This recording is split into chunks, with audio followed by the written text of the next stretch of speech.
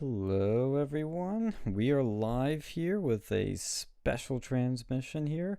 Um, we are live here with a special transmission of Real News, where we're going to be interviewing a ex-YAL member who we learned we got into contact with when we were making videos on the YAL 2 scandal, and he's got some pretty crazy stories to share. So we're going to talk to him about what it was like working there, working with the people there, what it was like just simply being a part of the organization, because it'll be an interesting look inside things. So we will dive into that um, in this interview and more. So if anybody's got any questions, you can always ask in the chat as always, and I'm sure you'll be happy to answer them. So without further, and I'm also joined with Sam Whitfield from the Whitfield Report, which you can follow Sam on Twitter at Sam. And well, I forgot your handle again. What is it, Sam? At SamW_NGC on Twitter. Twitter still has not given me at Sam Whitfield like I've requested. And you can follow me on Gab and Parlor at Sam Whitfield if you want. By the way, I just tweeted this out. So hopefully we'll get some, um, viewers Awesome. as well. Yeah, I mean, Parlor is finally back up, which is great. But yeah, you can follow Sam there, subscribe to his channel, subscribe to this one, like and share it, of course, if you want to see more stuff like this, because we're always trying to do something interesting and different. But without further ado, I'd like to introduce our special guest for tonight, Hobo Quills. Thank you for joining us tonight, sir. No problem. Do you want people to follow you on any social media channels before we get rolling here, or anywhere you'd like to plug? I don't go on my Twitter, but it's Mr. Quills Liberty. I've been dormant on a social media. But there's Hobo Quills on Instagram. You can probably find me on Instagram. Um, if you find my Instagram, you can message me to go to my Facebook if you want like something to my Facebook. Gotcha. Awesome, awesome, awesome. So you said that you are a ex-Yaller, is that correct? XYL or yes. Yeah, when did you join? When and how did you join the organization, roughly? Well, this was at the time. This was around at the end of 2017, I want to say. At the end of either 2017 or 2018, around that. I think I think it was 2018. It was well, actually no, it was December 2017. That's what I remember. Mm-hmm. Yeah, I just had my red quote unquote red pill moment. At the time, I was a graphic design major at Gateway Technical College. Oh, nice. So when you get these artsy people, you know, they tend to be very very liberal and everything.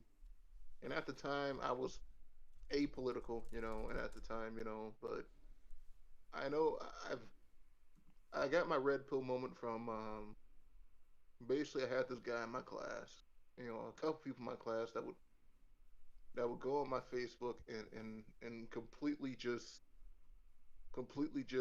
freaking write paragraphs to me about how I was either being pushing sexism or racism or any type of ism Mm-hmm. in the book. All right, and this would happen every other fucking day. So at the time, you know, like I said, I was apolitical and everything, and you know, we got into a big, huge argument.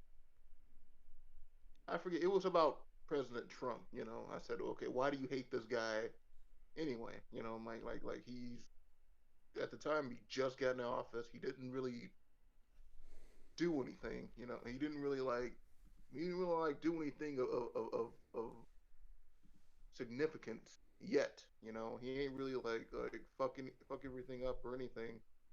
I don't think I'm like, dude, you're just hating this guy just to hate him. Oh. Right. And then we got into a big argument.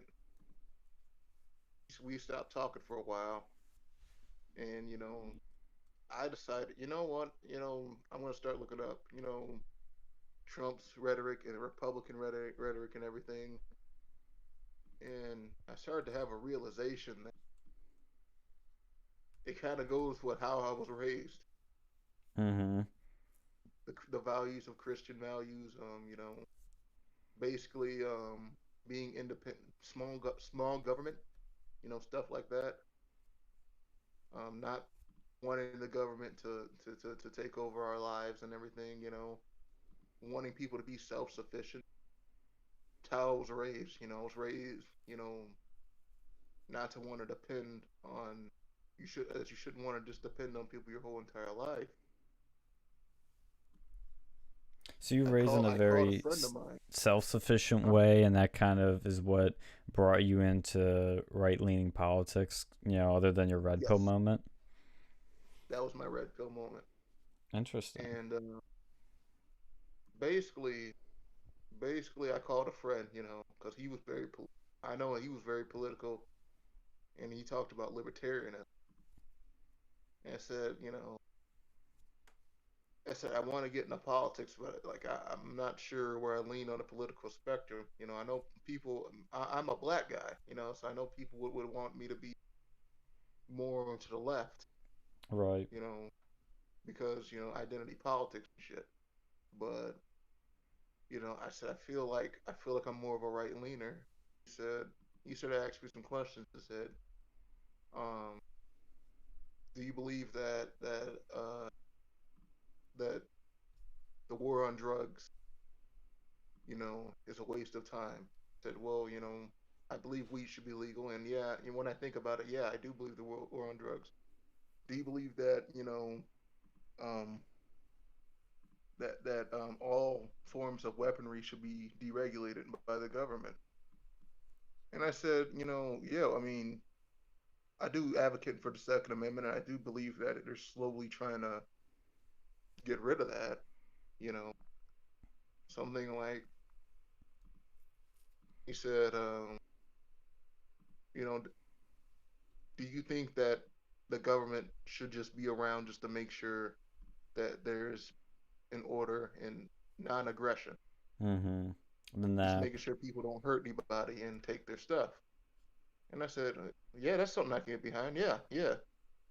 And he said, you may be a libertarian, my friend. And I said, huh. And I started thinking of,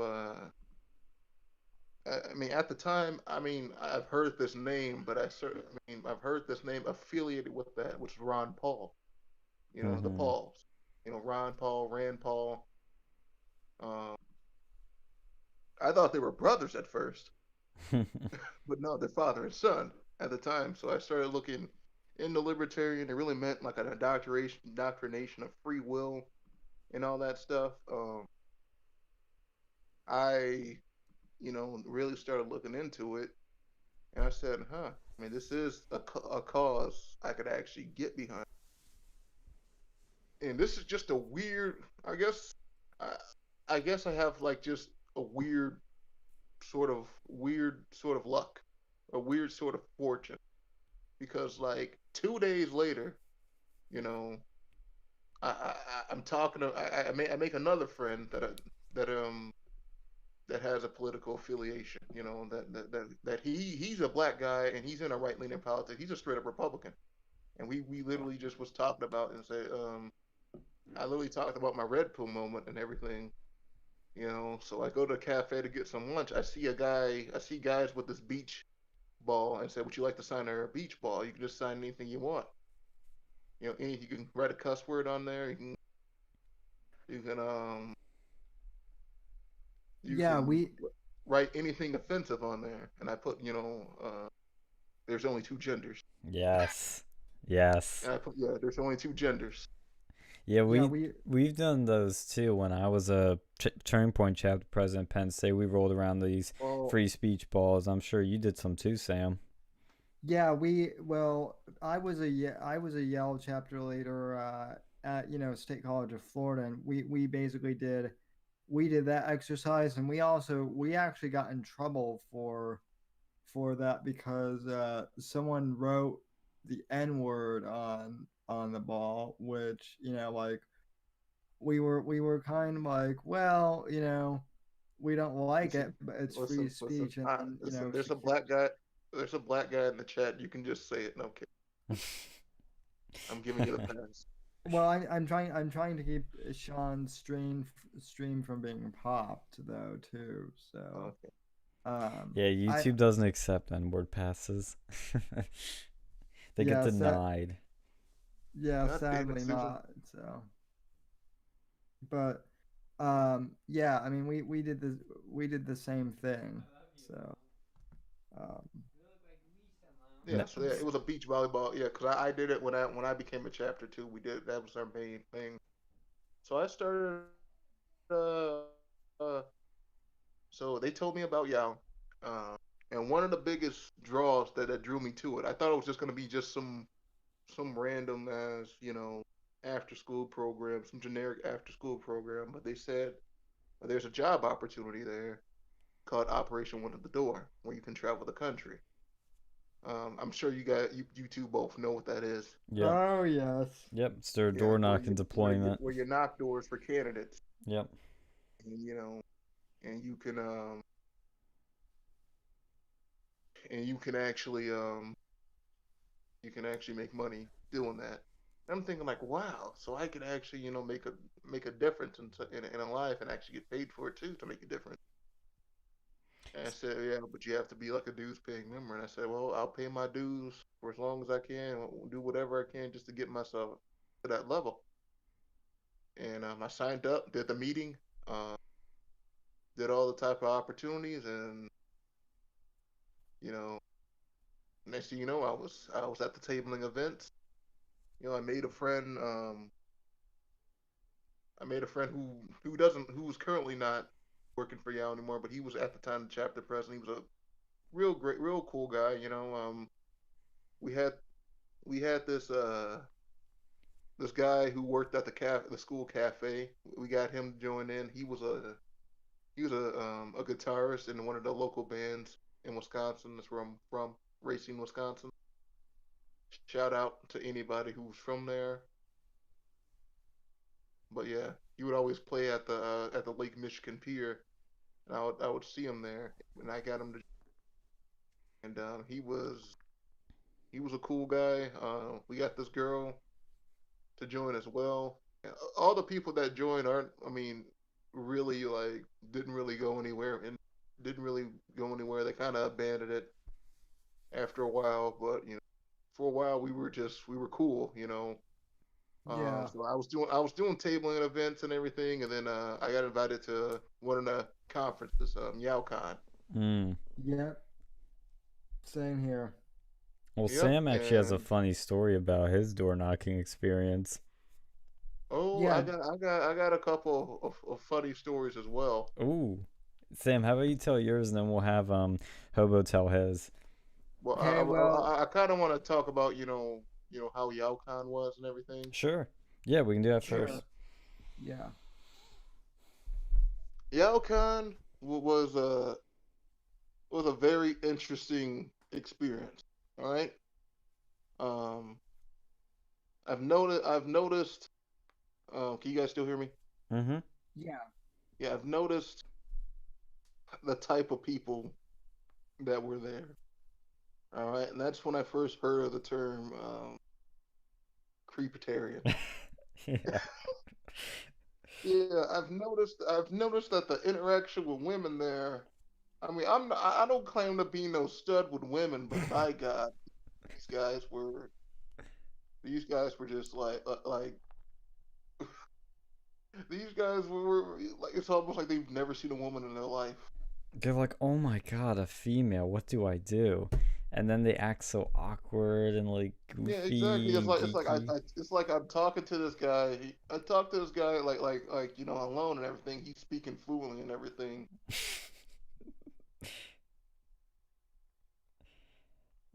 Yeah, it's pretty bad. I mean, I have a girlfriend actually that I met through YAL, and it was kind of weird how we met because I What? met her at a YAL meeting, not at a YAL con, thankfully, and she quickly got out of it because she was kind of trying to find a place to fit in, in terms of right leaning politics. And so all she had was YAL.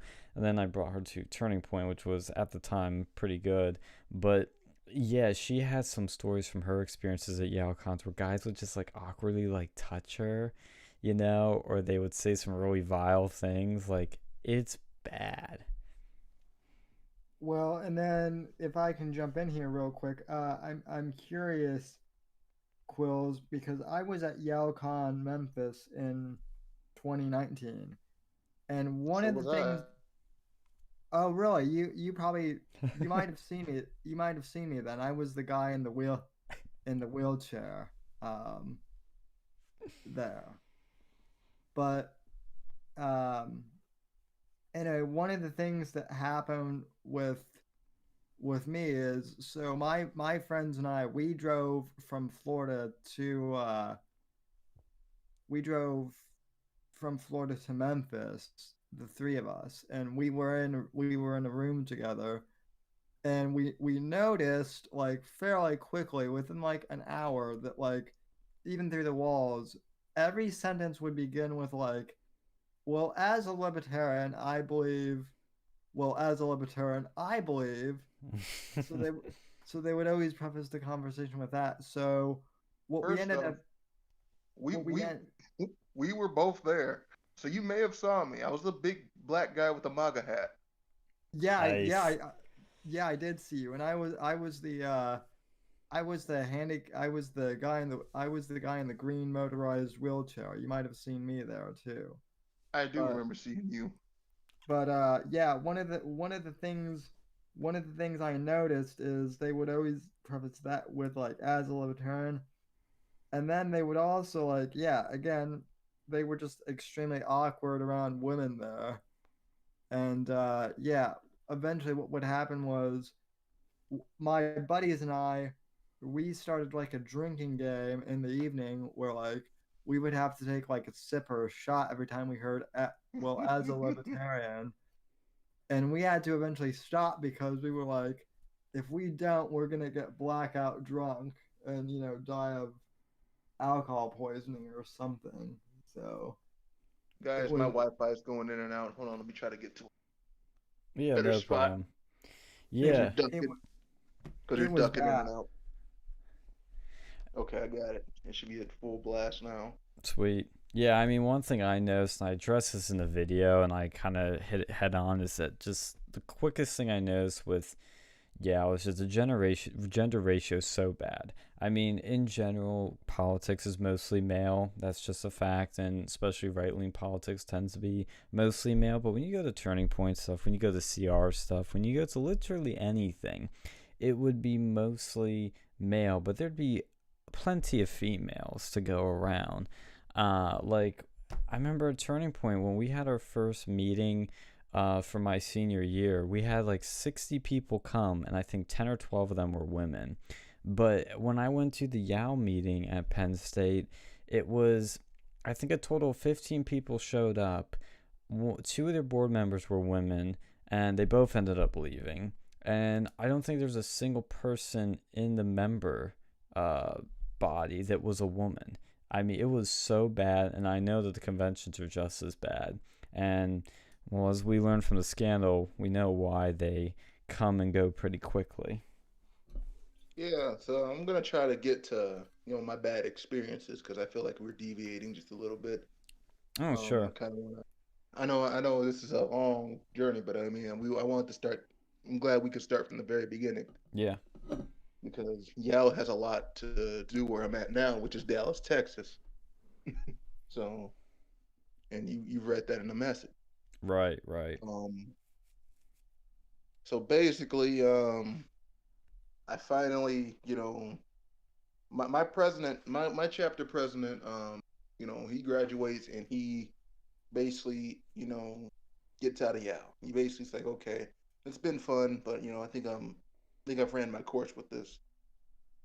I want to go into welding and everything, but I think, I wanted to really after meeting. I mean, the people I've met at YAL Con. I mean, I met Nick Freitas, I've met Ron Paul, and I've met Glenn Jacobs. It's a picture of me with Kane. one of my favorite wrestlers. So that basically inspired me to say, you know what?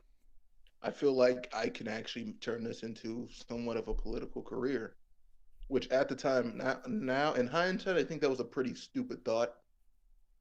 But at the time, I thought, I was willing to try anything.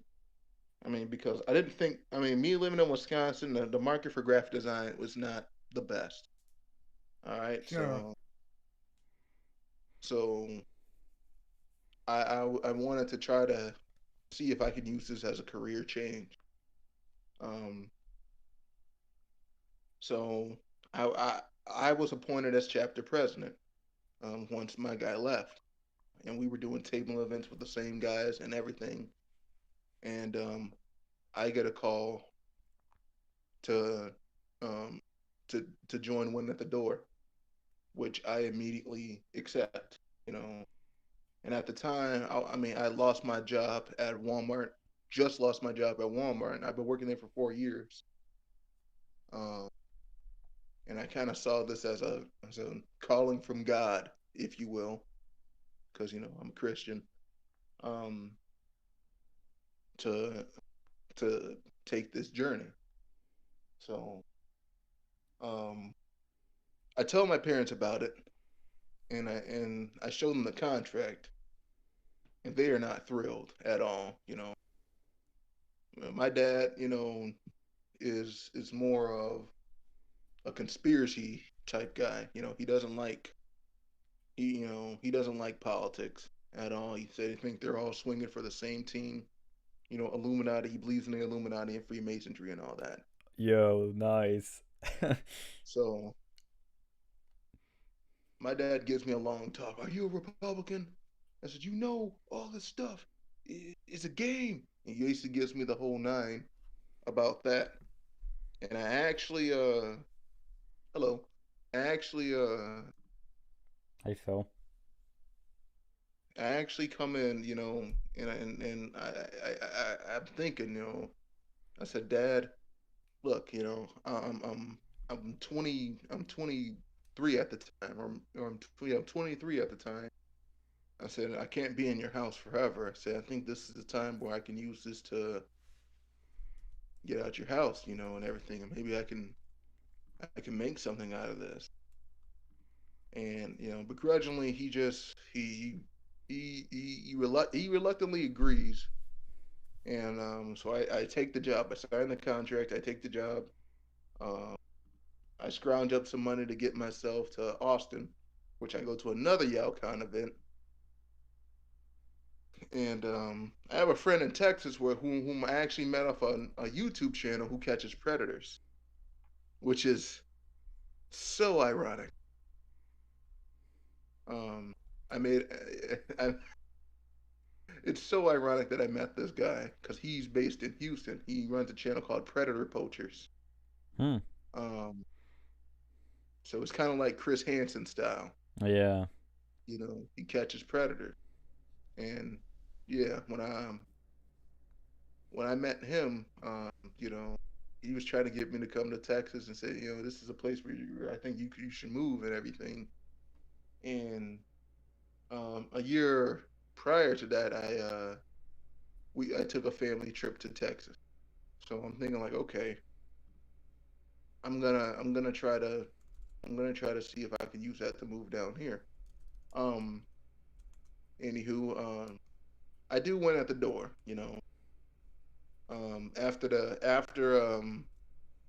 After YAL Con, I'm called to do this leadership meeting and everything, and I meet some colorful characters and everything.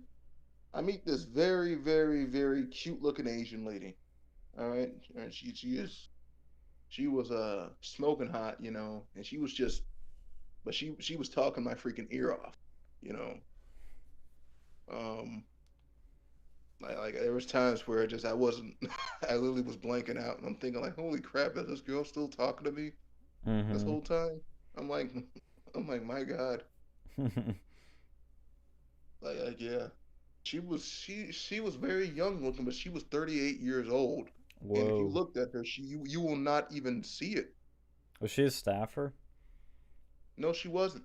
She was there for one at the door. Oh shit. So did she volunteer for it as She just a civilian? I don't know. I think I mean, I don't know how she found it, but she was at the training courses and everything. Huh. After which yeah, which I can go into after leadership.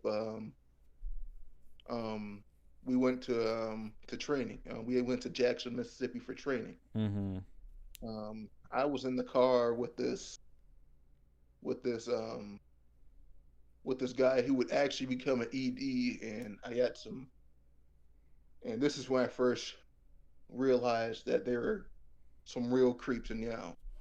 All right, I mean, um, there was a 16-year-old girl that was in the YAL the second YAL Con that I went to in Austin. Mm-hmm. And I met her because I met her through a friend who saw my MAGA hat and was talking to me. And he brought some friends, and we all went to a strip club. She tried to come with us, you know, Ooh. and I'm thinking like, okay, like she said, could you like sneak me into a bar? I said, sneak you into a bar? What? I'm like, no, you're only, I mean, like what? You're only 18 or something? I said, no, she's 16. I'm like, well, no, no, she's not coming. I immediately said, no, she's not coming with us. Absolutely not. Like, Yeah. I'm sorry, but she tried to give me the puppy dog eyes, but I said, absolutely not. I Yeah. said, there's way too much stuff. I do not want to be responsible for some shit that happens. She said, you know, and everything. And she was a former, what I found out about her, she was a former Turning Point staffer Oh. as well. So Interesting. she was, and so it's funny that you mentioned there's creeps in Turning Point and creeps in Yao, Yeah, I've because heard she's stories going to be too. important. She's going to be very important later on. Hmm. Very, very, very important later on. So going back to Jackson, Mississippi, we're headed to Jackson, Mississippi to do this training. I'm in a car with you know a guy who I made, who a friend who I made, you know, and then he would later be he would later be an ED. Um, and then it's another black dude who was from Louisiana, which is ironically where we were going to be door knocking. This guy was a very feminine black guy, one of those flaming feminine guys and everything. And there was just something off about him. You know, Hmm. I have his number. I still talk to him occasionally and everything. You'll hear more about him in a couple stories. But you know, I we were driving with this guy. I drove 8 hours with these guys and everything. And I talked to the guy who was driving us, my friend, you know, who was driving us and everything. And I said, "Oh yeah, you know, favorite thing I like to watch is because it is on YouTube. You know, I used to watch these predator catchers on YouTube." He said, "Oh," in a very weird voice. And Oh he said, "Yeah," God. and I said, "Yeah, you know what they call predator, like sexual predators, like pedophiles in Canada?" And he said, "What?" He said, "They're called goofs." He said, "Oh, I better stop talking to this girl because I guess that's gonna make me a goof." And I Fuck. said, "What girl?" And I said, "Wait a minute. Ah, shit." I'm thinking like, ah, shit. What the fuck? It was the same girl that tried to get me to, and he didn't know that I knew her. Oh, the He said, Asian "Oh, lady? that girl." I said, "Oh yeah, you may want to stop. You may want to pump your brakes on that. You know, she's 16." The He 16 said, year old Asian "Oh, lady, right? huh? It's the 16-year-old Asian lady that you were talking about? No, no, no, no, no, no, no, no, no. The Asian lady was 38. Oh, that's right. The one that This wants girl to was take it to the bar. this girl was this girl was a Latina, and she was 16 at the time. Oh, yeah. The one that was trying to get you to bring her to the bar, right? Yeah, Okay, gotcha. So he was preying on her. talking. He was trying to slide into those DMs. Ooh. I mean, I'm like, and I saw the messages and everything. He said, I said, you better pump your brakes on that. She's 16. He said, oh yeah, well, oh, age. That's literally what he said. And how old was he? And that literally made me most uncomfortable. Oof. How old was he Dude, roughly? huh? How old was he roughly? He was 26. Jesus. Oh wow. So Yeah. a full 10 years older than this girl.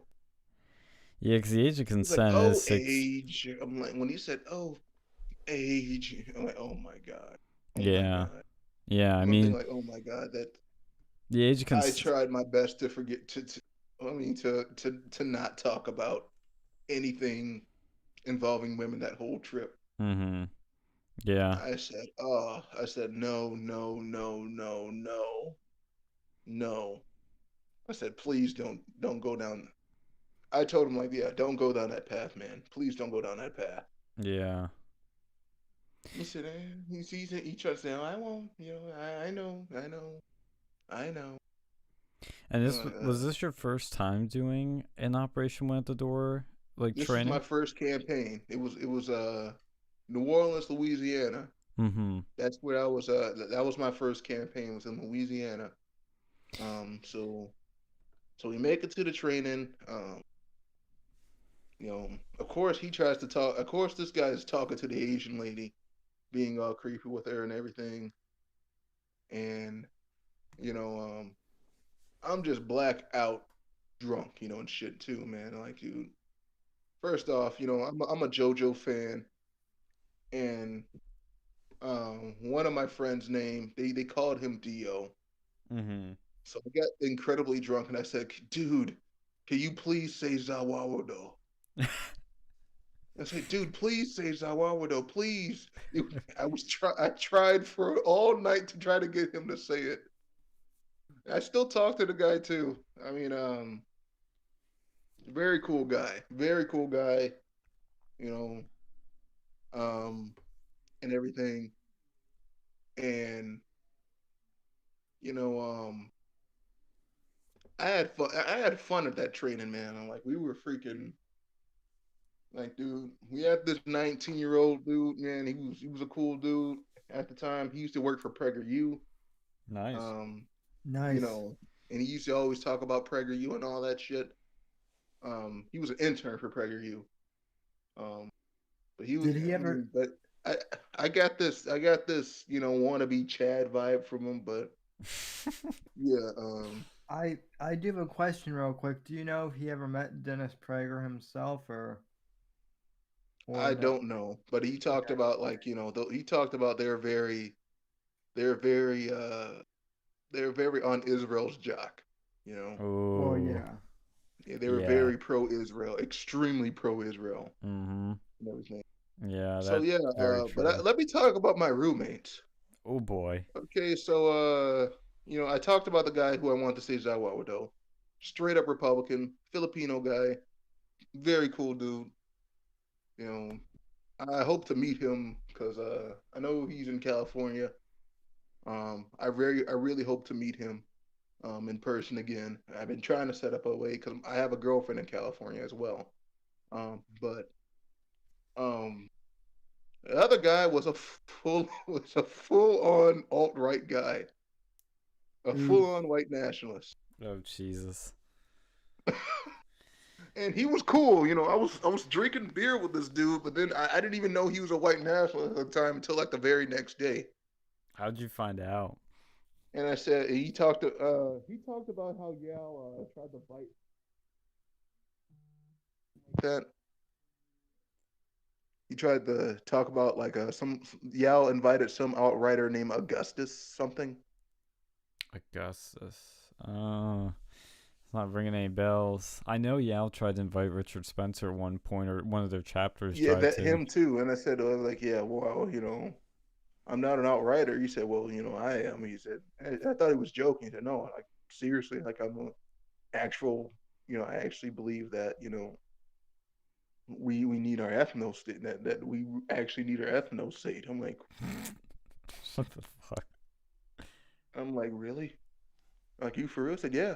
Serious look on his face and everything. Like, this guy's gotta be joking. He said, no, I mean, you know, with no offense to you and everything, doesn't mean I hate you or anything, but naturally, and you're an exception, but naturally your people have like lower IQs. It's just like it's statistically.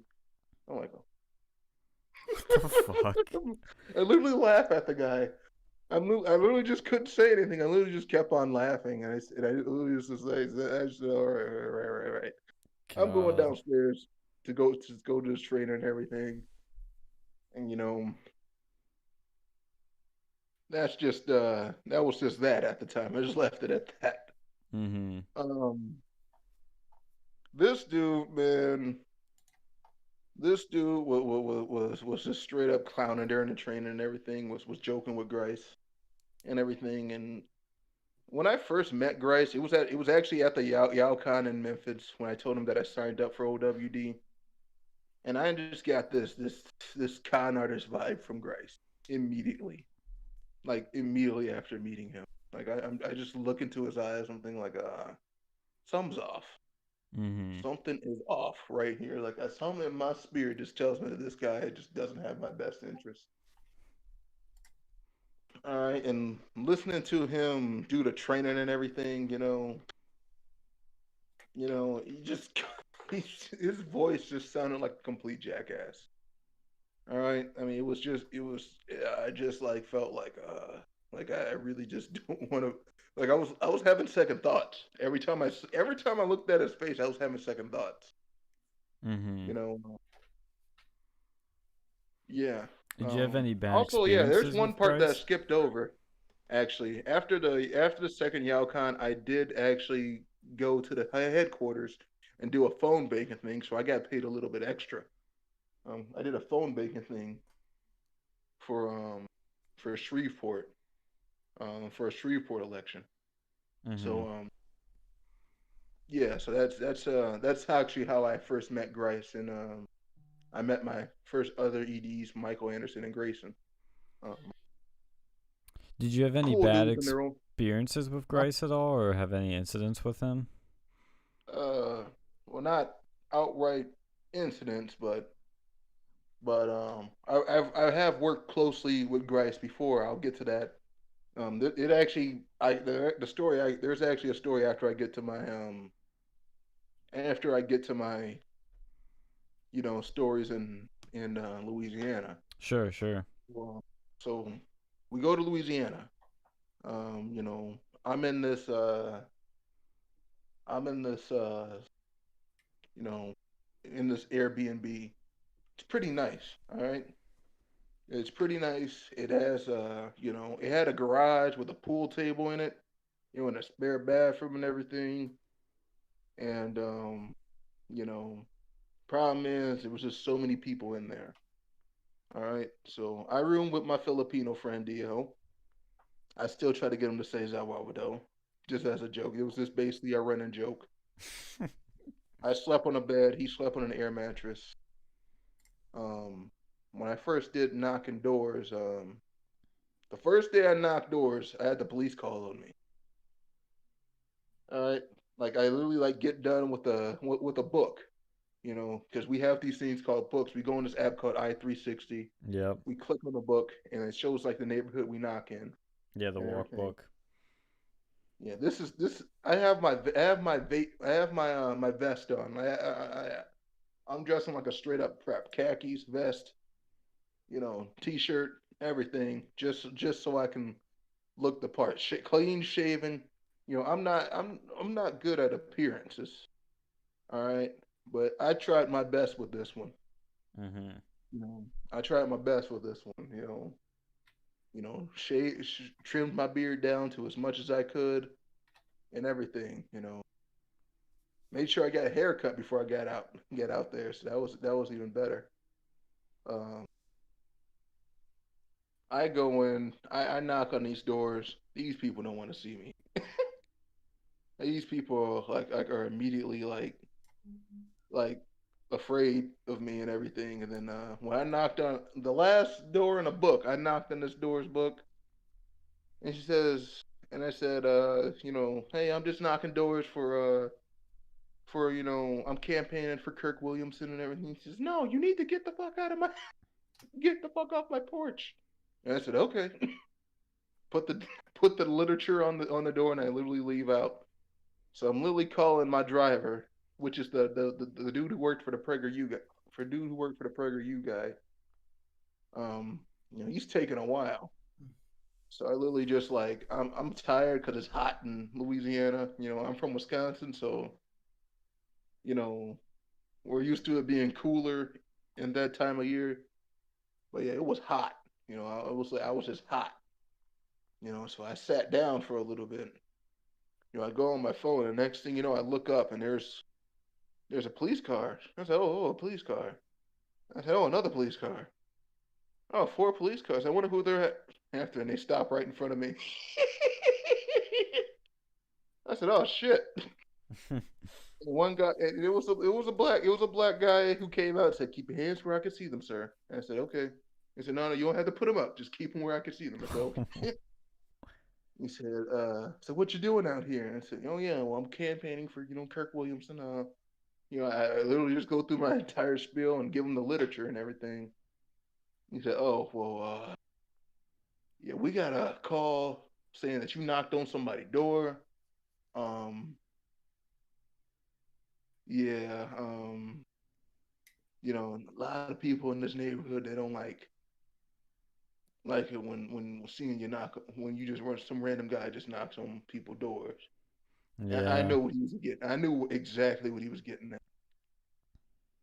Exactly what he was getting at. He was trying to say it. He was trying not to say it, but I'm like, he said, "Listen, but I mean, but what all I heard was, listen, buddy, it's a white neighborhood. It's a white neighborhood, and people don't want niggas knocking on it. People don't want people knocking on their door." We can censor that out. Sorry about that. That's okay. No, no, it's okay. Well, I've been told that before when I was door knocking for Trump in 2020. We've had a few neighborhoods where I had the cops called on us, I think twice, by neighbors that got spooked because they were just like, "Oh no, random people are knocking our doors." So maybe it's different in this case, but I've run into that too. So yeah, I called my driver. My driver is looking like has the biggest oh shit look on his face ever. He like, dude, so what the fuck did you do? I'm like, dude, I didn't do anything. I was just sitting there. He said, dude, there's like five cops here. I said, dude, I don't know. I said, I don't know. I just sit in his car. We're just awkwardly. And he calls our ED and everything. We were just awkwardly sitting there, like, dude, I should I should go home right now. I should go home right the fuck now. But I'm like, man. He said, no, man, this happens common. This is common. I said, this is common. I said, what? I said, man, you know the times we living in, buddy. But I'm like, oh my God, Jesus, Jesus, Jesus, Jesus, Jesus, do not let me get shot out here in Louisiana. So home living was a little bit out there. I'm a guy who sweats a lot, especially in the heat. So I know that I'm gonna have some perspiration issues and everything. But by God, people were hogging that shower like it was. People were hogging that shower. There was somebody who was in the shower for like a solid fucking hour and everything, and I'm in the morning, and I literally had to switch to taking my showers at night because yeah, I got complaints about a smell. I'm like, oh my God, like please, please, please, please, I want to leave the best of impressions on here. But they eventually started switching people to different Airbnbs and everything, and that's when I met this one guy from New Jersey, um, who was basically a punchline. This guy likes to talk, loves to talk. All right, loves to talk. All right, and and he loves like women. All right, he loves women, and he proposed that me, my Filipino friend, and him go to a strip club. So when we first got paid, I went to the strip club. Um, he finds this crazy Cuban fake tits having a stripper to give me a lap dance, and I can seriously just smell the plastic on this woman. It's like, by God, like I'm trying to be nice, but I'm like, get the fuck off me. I'm literally thinking like, get the fuck off me right now and everything. And I know that I was sleeping on an air mattress and my back was hurting, so I go to get a massage. We look for massage parlors. Oh, you're gonna love this story. We look for massage parlors and everything. And it We was, find one. You know what's gonna happen. We yeah. find one. Um, and I said, okay, I'm gonna get me a massage. I'm gonna see how much it costs and everything. And it was about like $40 for like 60 minutes. Well, so which isn't bad. I've heard worse, to be real honest. So I shell out the $40. Um, and it's this old Asian lady that comes in there, and she rubs her back, say, "Okay, lay down." And he said, "Wait, wait, wait, get up, get up, get up." She said, 150, 150 for this, and she grabs my junk. She literally, Hashtag me she literally too. grabs my junk. Said 150 for this. It's a whole handful of my freaking junk, and she's shaking it around in my pants. And I said, "Wait, wait, what?" I said, "What are you doing?" He said, 150 for this, for this. And she's making the jerk motion. I said, "Wait a minute." Wait a minute. There's clearly been a misunderstanding here. She said, "Wait, wait, wait, wait, wait, wait. You need release. You need release." And I said, "Well, wait." I said, "Wait, no, I need a different type of release. I need a massage." She said, "Wait, wait, wait. Black woman, black woman." I said, "Black woman? Yeah, black woman." She literally storms out. I said, for a moment, I was thinking, all right, let's think about this. It was this black woman that came out and she said, "Hey, what's going on? What's going on?" I said, "Listen, I thought this was legit massage parlor. All right, I didn't want this at all." And she speaks very fluent Chinese to the guy, to the girl, and she tells me they tell me to get the fuck out. I said, "No, no, no, no, no, no, get out, out, out, out, out." And I literally book her out of there. I said, well, what happened?" She said, "That's not a massage parlor.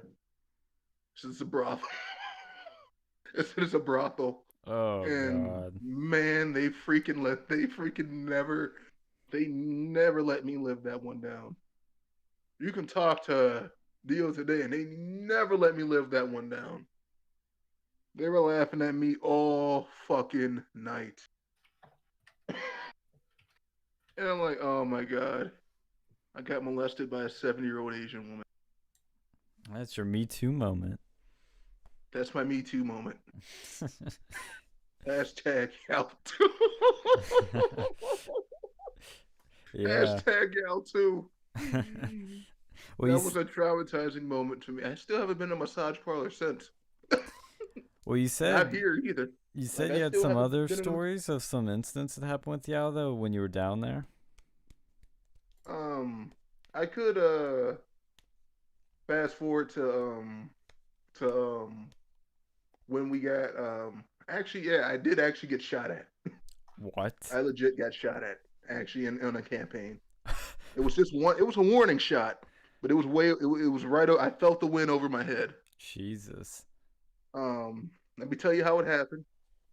All right, so I go to I get switched to the rural districts, so I have to basically ride with somebody to. This is at the end of the election too, so they basically numbers were not a problem. Getting your quota was not a problem. You only had to hit 100 doors, but after that, well, if you're in a rural district, they ain't gonna give a shit. So they said they sent me out in a rural district, and they, a lot of these country folk, they have their loose ass dogs. All right. Mm-hmm. So we pull into this, we try to find a house. We pull into this other yard and everything, and the dog is jumping all over our car and everything, and like it really wants us. It was friendly. It was just a little dog, but I could see the little cute little smile on his face. I'm like, and everything, and we was trying not to hit it and everything. It kept going behind the car, and he said, "I don't want to hit this dog. I don't want to hit this dog." Can you check to see if he's behind the car? So I went out and I checked and I saw the dog literally runs past me, jumps in the car. I said, "Oh shit, shit, shit, shit, shit!" And he's like looking all over my driver. I said, "I literally take it out." Next thing you know, I hear a pow, shoo, and I literally dropped the dog and I book it toward the car. I said, "Wait, we're not trying to take your dog." And the neighbor, and like there was like a couple people out there. So, are they shooting over there? I said, "Yeah, yeah." Dog jumped in her car and I took it out, and they thought I was trying to take their dog. And we literally just we there's this thing we do in houses called pruning, and that's when if a house is too far off the grid, or if it's too far away from the other houses, if you have to go too far, you just mark it out. Yeah. Yeah. So we called it pruning, and we pruned the rest of those. We pruned the last 10 of those houses. Like we're not even gonna try to find this one, and we got the fuck out of that place. Um. So yeah. My God, the election party though, the election parties were good. All right. Election parties I had fun with. I had fun with because it was at this brewery. So you basically got to sample all this types of beer and everything. Mm-hmm. And I took a picture because it was nothing but white people there. So like I took a picture, with all the people at the election and everything. And my black friend on Discord, made a meme out of me and called it "Get Out 2 Electric Boogaloo." And that's when at the end of the election, we were told that we were going to do a petitioning event for Grice's company in Ohio. Um, Ohio was way more different than um than Louisiana. Um, People there were way more cutthroat. They were way more cutthroat. About getting your quota. You know, you had to get at least 50, I think at least 50 petitions a day, or they'll can you. But nobody hit the quota. All right. But they kept pushing. They say, "Oh yeah, you guys got better get your numbers up, or you're gonna get fired." And everybody was like having like anxiety filled attacks. I almost just left. Exactly. I did not have a good experience in Ohio at all. Mm-hmm. Um, you know, I was stressed out all the time because I think he's just gonna send me the fuck home. You know, for not hitting my numbers and everything. Nobody hit 50. Couldn't nobody hit 50 petitions at all. I think it was probably the intern, the PragerU intern. Um, he could hit 50. Nobody else could, and everybody was like freaking out. I'm talking to my driver and everything and said, "Listen, man, this is like I don't like this at all. Like, dude, they're freaking expecting too much out of us, and they're treating us like we're like like like like we're just nothing. I feel like I'm being treated like we're." And the driver tried to be positive, but he eventually said, "You know what, man? I'm tired of this. Like we're getting yelled at every time we don't hit the numbers, and everybody's not hitting the numbers. You got to, I mean, dude, we have to find a different type of tactic and everything." I mean, I called my ED and tell him I was about to quit. Um, and he told me to tell him that he was gonna quit. That the driver told me to tell him that he was gonna quit too. Um, he goes into a big spiel like, "Listen, you know, listen, everything's gonna be okay. All right, just do what you can. I know it seems like we just want to push you to go to get better and everything. So I basically push forward. My driver eventually quits. Um, I can talk about the Airbnbs as well. Um, I mean, they put me. At first, they put me in this bigger Airbnb, which was kind of like a frat house. It felt like a frat house. You know? Um, you know, I was smoking weed with this one guy, and we were having fun and everything. But then they switched Airbnbs, and I had to go with this little small skeleton. Well, this little small cramped Airbnb where basically it was so cramped that I had to sleep in the kitchen.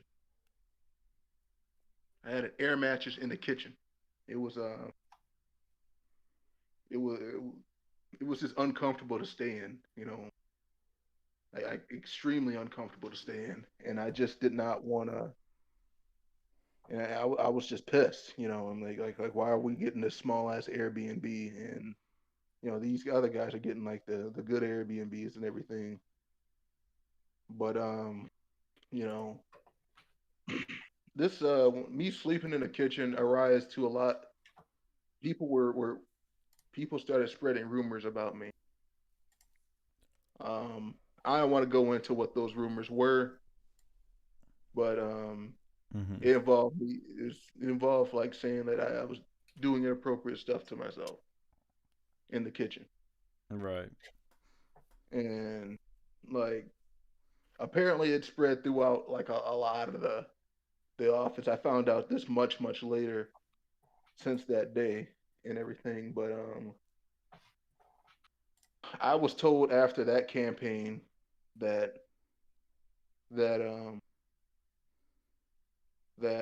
I was going to be I and a couple of other people were going to be sent home because there wasn't going to be enough room for the Virginia trip, and I just basically I was sad and everything because I basically had to go back to not having a job and everything, and I felt like I was basically brought back to square one. So I go back to trying to bring back the YAL chapter. Like my state chair at the time tries to get me to bring back the YAL chapter. There was no bringing that shit back. Everybody done moved on. Everybody was just not interested. I could only get one guy to come to the meeting.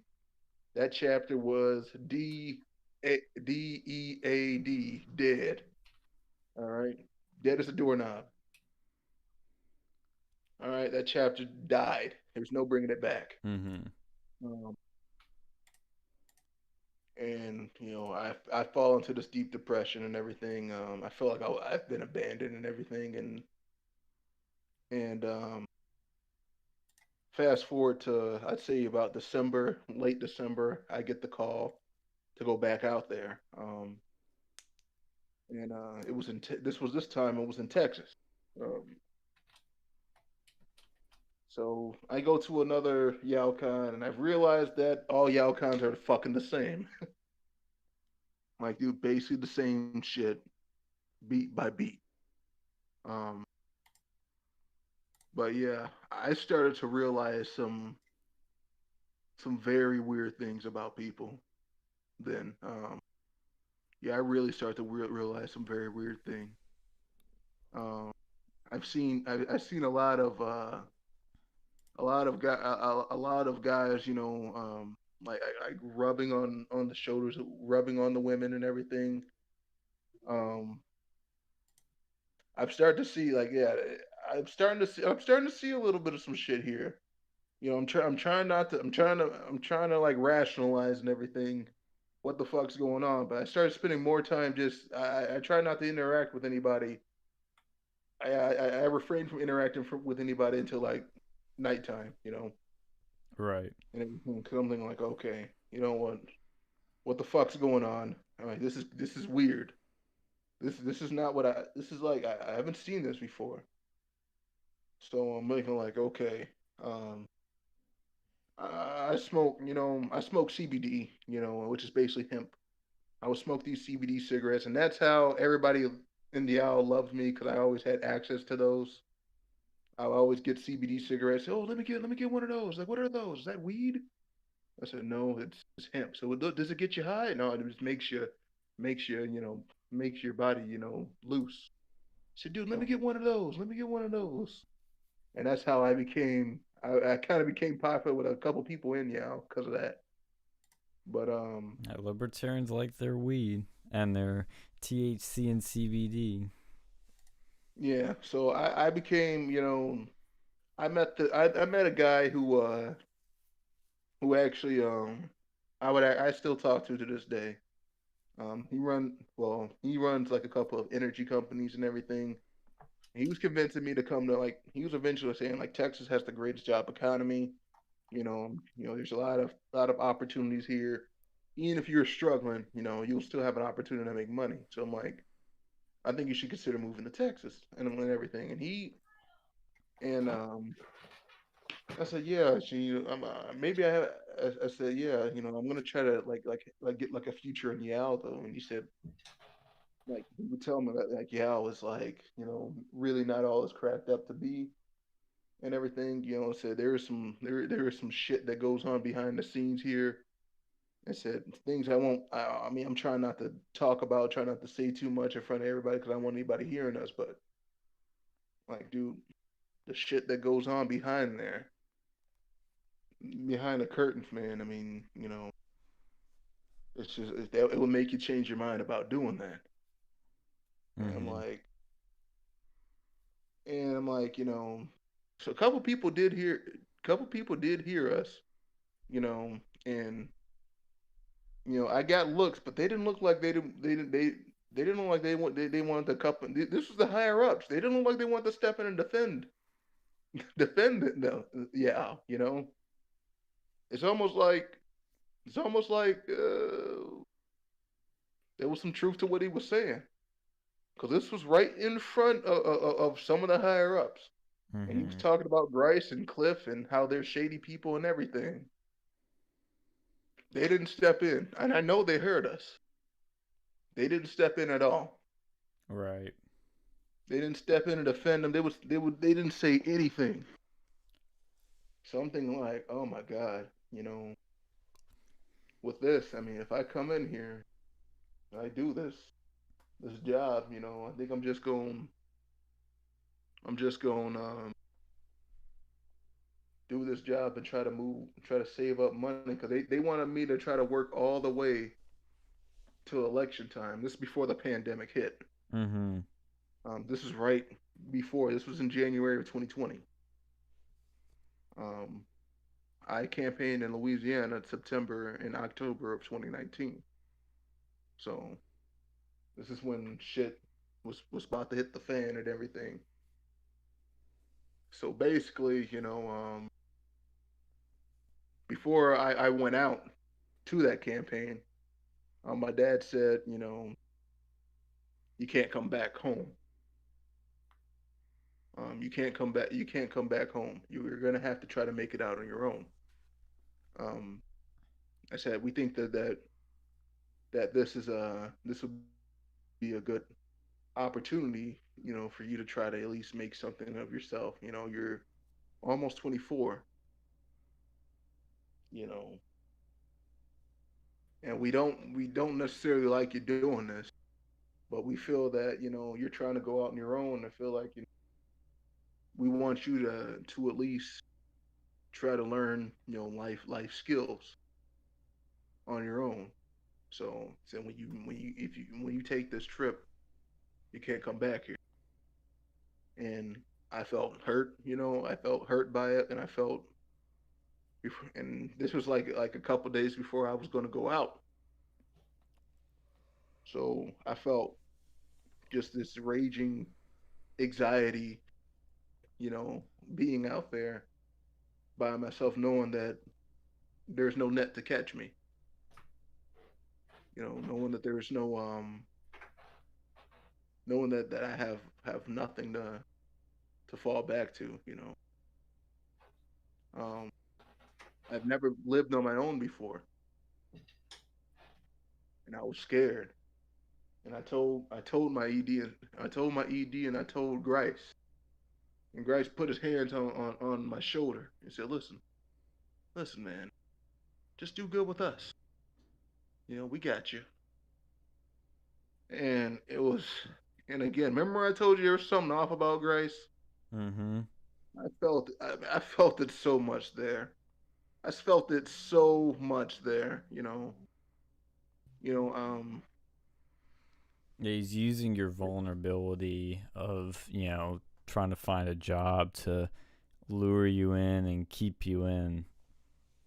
yeah, it's just like I felt it so much there. You say, hey man, you look good, man. You look good, man. You lost some weight and everything, trying to Hmm. such a con artist way and everything. And I just felt uneasy that whole where I felt, I was having fun last time. I just felt very uneasy. Very, very uneasy. Um, so I campaign in Texas. This is in Breckenridge. Well, this is in Breckenridge, Granbury area. You know, the boonies, the freaking, the freaking bumfuck nowhere of Texas. All right, and when I was at home when I got sent home from the Ohio trip, I was told that about the rumors that there were rumors about me and that there were like horror stories about me. So I just decided, okay, so I'm like, I guess people, I guess people don't like my personality or anything. So I went the extra mile, and we were in a trailer park with the patio, right? Mm-hmm. So to not bother anybody, I literally slept out in a patio outside, literally outside. And even when it snowed and it got down to 30 degrees, I slept outside. I just brought this big ass heater and then just bought like two covers and slept outside. So people were quitting left and right. All right. There was this girl who came in who came in and was pissed that we were staying at a trailer park. And before we even started the campaign, she just said, "You guys are toxic. You guys you guys don't care about us." She leaves. All right. And then we we got this one guy, all right, this Tennessee fellow and everything. He's chilling around, because we go to one of the other Airbnbs because we're split into two groups, right? And we basically this guy basically is talking about getting girls on Tinder and everything. And one guy says, "Oh, I got a girl, but that was pretty, but she said she was 15 and everything." And then the dude basically says, "Oh, go for it, dude. If it bleeds, it breeds." What the fuck? Fuck. Everybody froze. How? I mean, how nobody thought about beating the shit out of that guy that day is a mystery to me. And then the very next day, I have to drive. He's scheduled to stay at our Airbnb, and guess who has to who has to ride with him? This guy. Yeah. Yeah, this guy. Yeah. So I'm literally like, dude, it's literally a freaking awkward ride and everything. This dude's talking about, oh yeah, we all got demons and everything, and everything. And this dude is Jeez. driving like a complete retard. I don't even drive. I've never got my license. I'm gonna try to get my license sometime this year, but I don't drive, and I believe that I could drive better than this guy. All right, he was veering off the road. He even like stopped. He said, "Hold on, I'm having a diabetic attack." Got some crackers. I'm like, God, get us to this Airbnb safely right the fuck now and everything. And we finally make it to the Airbnb.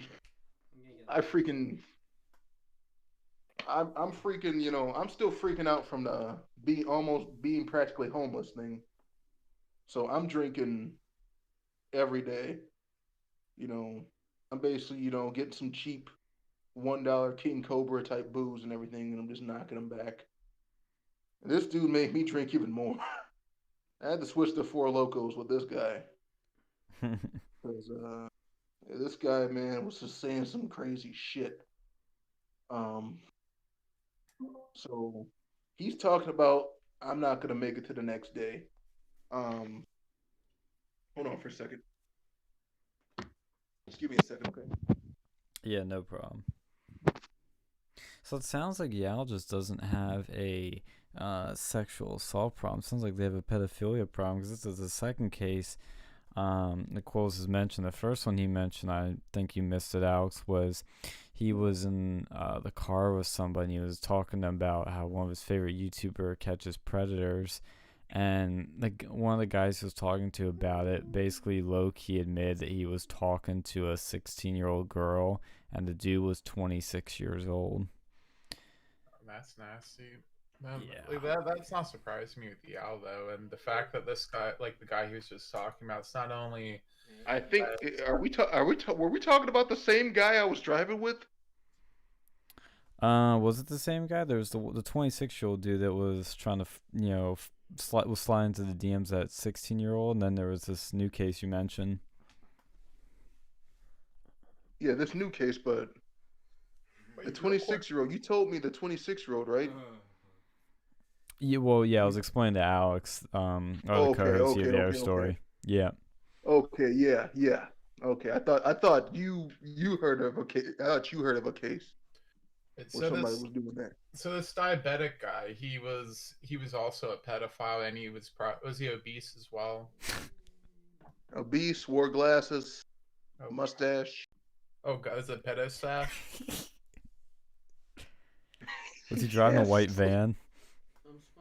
No, it was like a small car. I forgot what color it was because it was nighttime. Jeez. But The fuck is guess YAL who had to drive me to my first book the very next day? That was you again, I bet. You were stuck in that car with them. Yep. And out of nowhere, well, he heard. I guess he heard about the YouTube channel I was affiliated with, called Predator Poachers.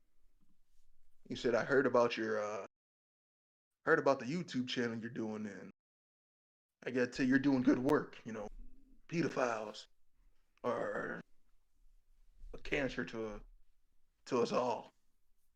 And I'm thinking like, nigga, I'm sorry about that, but that's going. I'm like, dude, I'm sorry, I got emotional, dude. Really? He doesn't like competition. I'm like, dude, really? I said, yeah, and I know you heard about what I know you were there when I said that thing. I said, but let me ask you something. What's the difference between a 15-year-old? What's gonna be different about that 15-year-old when she turns 18? And I'm like, oh my god, this motherfucker's not trying to debate.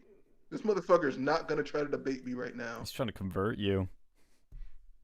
I said, dude, I mean, a lot of mental. I was telling him like, okay, a lot mentally, they have to develop as well, and it's just not, it's not going to affect them well mentally if they're being taken advantage of by. He said, oh, okay, though, but you know what though, you think that women they develop, at a certain age, right? I said, yeah, but I'm like, dude, it doesn't mean that we should raise the age of consent and everything. I'm like, oh, you ever try to look at a 16-year-old and you think she was hot? I'm like, well, I mean, no, you can't really think about. I mean, you can't really think about it that way because, like, dude, they're not mentally developed and everything. I say, yeah, I mean, but let's say you didn't know her age right when you saw her, but you saw her and she looked good. I'm like, well, that's different. You didn't know the girl's age, but if you know the girl's age, doesn't matter how she looks, she's still a 60-year-old girl. You know, you're not supposed to do that. But don't you think that the age of consent should be lower? Jesus. I'm like, well, no. If anything, I think it should be kind of raised because I'm like, still a 16-year-old. I mean, if you make the age of consent to 16, you know, people gonna say try to bang 50-year-olds, say, oh, she's almost 16, and then like he say, no, I'm not talking about 16, I'm talking about 13. The fuck? I'm like, what the fuck? Are you kidding me? I'm like, I'm thinking like, buddy, you were lucky you were driving right. Like you were lucky you're driving right now, Oh and my I have to get to god. the book. See, I can't understand those people who like want to bang like teenagers and stuff. Like after being an adult, like you know, why would you even want to talk to someone like that? Like, oh, they'll be talking about they're going to the mall and like drama and shit. Like, fuck that. I'm like, buddy. I'm like, dude. I'm like, please. And then he mentions the one hot topic that will piss anybody who's debates with these type of people.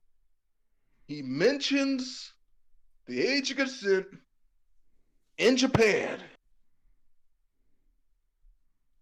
What is it there? It's Does it supposed not it's exist? it's supposed to be 13, but no. It's a common misconception in Japan. Japan is 13, but they have to have sex with somebody within their age range. All right? An adult cannot have sex with a 13-year-old still. Okay? That's the misconception. All right? If it's a 13-year-old and another teenager that's around 2 to 3 years, that's legal. If it's a 13-year-old and a 30-year-old, that's still as illegal as it is in America. But this dude mentions that, oh yeah, the age of consent in Japan, 13 years old.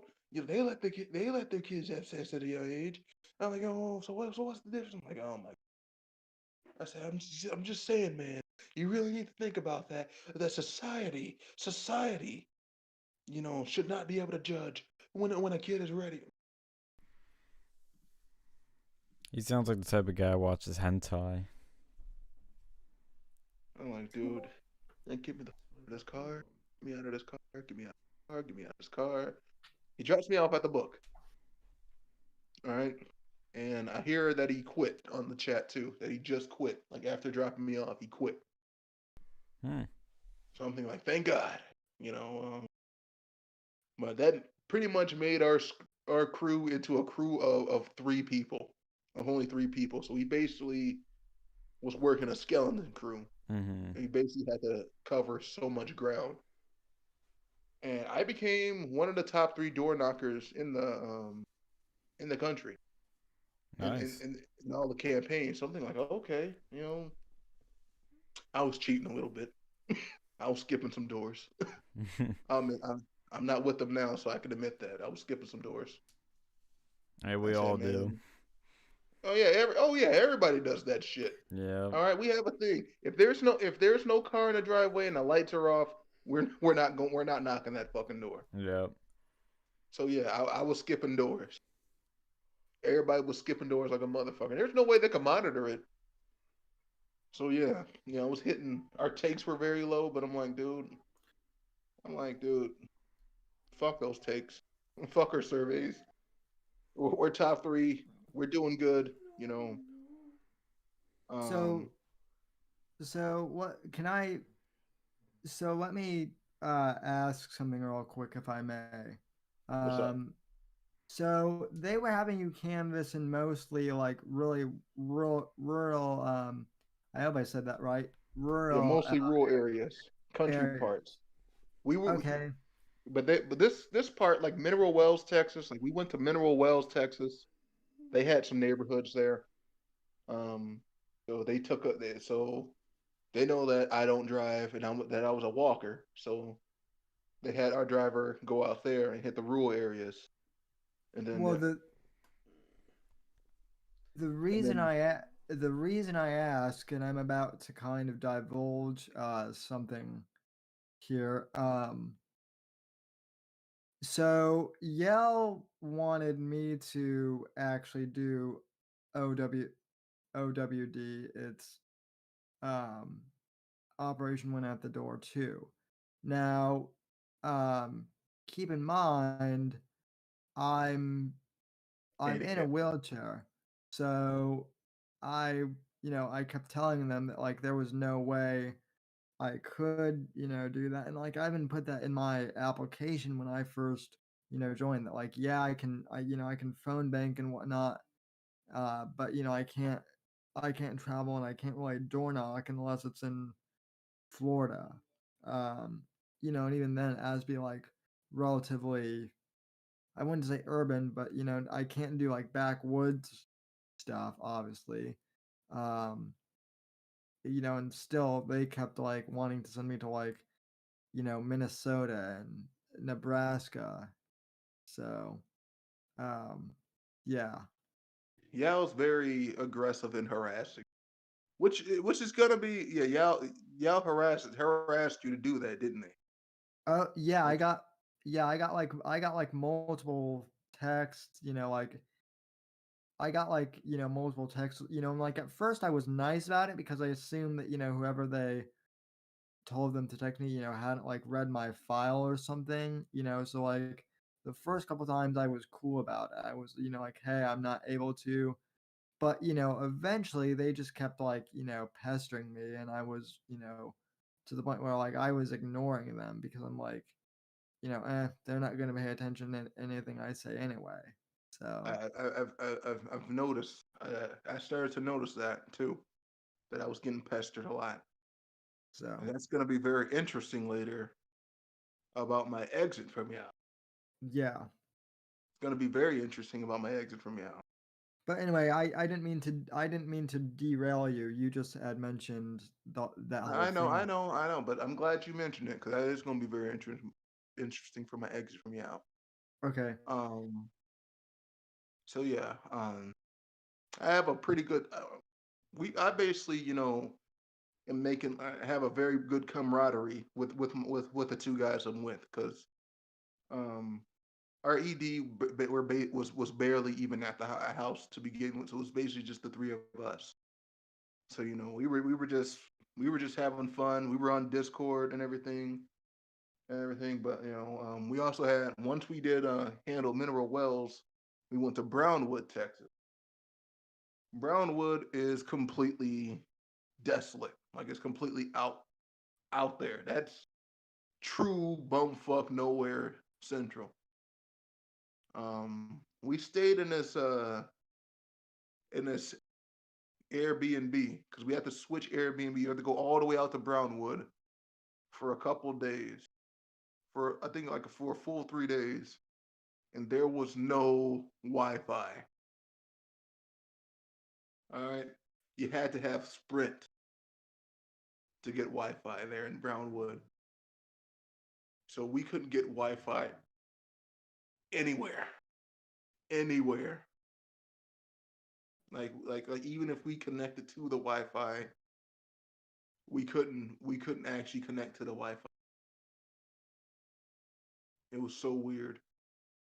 So basically, what I had to do is I had to find like a place where my mobile connection would work, and it was basically at a Subaru dealership where I was knocking.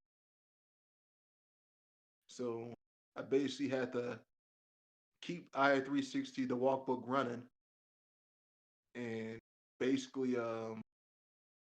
basically just hit the doors and everything and then go all the way back to the Subaru shop. And they were kind enough to let me sit there and everything too. They were kind enough to let me sit there. I guess they don't get a lot of people there and everything. And may I mention that this whole town, the place I was knocking at, it looked like an old west town. Like it looked like, you ever see cowboy towns like in the old Yeah. west movies. Yeah. It Well, looked just like that. It I'm was from cool. Colorado. It was pretty cool. It was pretty cool to look at. Like, oh my god, I feel like I'm in the old west. Yeah. Even one of the police, one of the sheriffs came out there and said, hey, you mind telling me what you're doing? In a very nice way. And I had to go to see the city council, and it was just the city council was just a small ass building with one person in it. I said, yeah, I'm doing canvassing for a political candidate. I think it was at the time it was John Francis. Shout out to him, cool guy. Met the guy and everything. Um, yeah. So Brownwood was terrible. Like what my other friend was doing, man. I felt sorry for him because he was just like there was nothing there with him and everything. We managed to get through Brownwood. I had to basically go 3 days without Wi-Fi, which was hellacious. Actually, we found out that one of my friends had Sprint and he could tether, so he tethered. But yeah, that was like, but it was shitty Wi-Fi. It was hellacious. Like Yeah, hellacious. I mean, Sprint is not good to begin with, and the fact that like that was your only option, you know, Yeah, is I hated it. I hated it so much. Um, and then like we tried to say, hey, we don't have Sprint and Wi-Fi is pretty bad here. You know, I think that you should pull us back and we should go back to the other Airbnb so we can and you can get a team out here that can actually do this. Um, but no, he was saying, oh no, he was. I mean, my ED was being a complete dick about it. I said, well, I mean, you can't go anywhere just to get the Wi-Fi. Like, no, we can't go anywhere. We told him that like 3 times, and he was just acting all funky about it. He said, look, all right, just try to find a place. Just try to find a place. And like we kept trying to find a place, and there was no place. So we basically had to do a thing where we tethered, where we would either have to tether, and then we found a place where we found a couple of places, um, which was a Subaru car dealership, and I basically had to do it that way. Um, yeah. Then the next book I had to do, there was a school that accepted my Wi-Fi and everything. It was an independent school district. So I basically sat on a bench out there, and I was in a black, and I was like in a. It was cold. It got cold out that time, so I basically had my little black coat on, looking like a hoodster. And yeah, I got uh, I got asked questions. I didn't get the cops called on me this time, but they were asking me all sorts of questions. They were looking at me like pretty, like, why do you keep coming back here? I just gave them the literature and everything. But yeah, I did not like it because it looked creepy. I'm sitting here near a freaking elementary school district.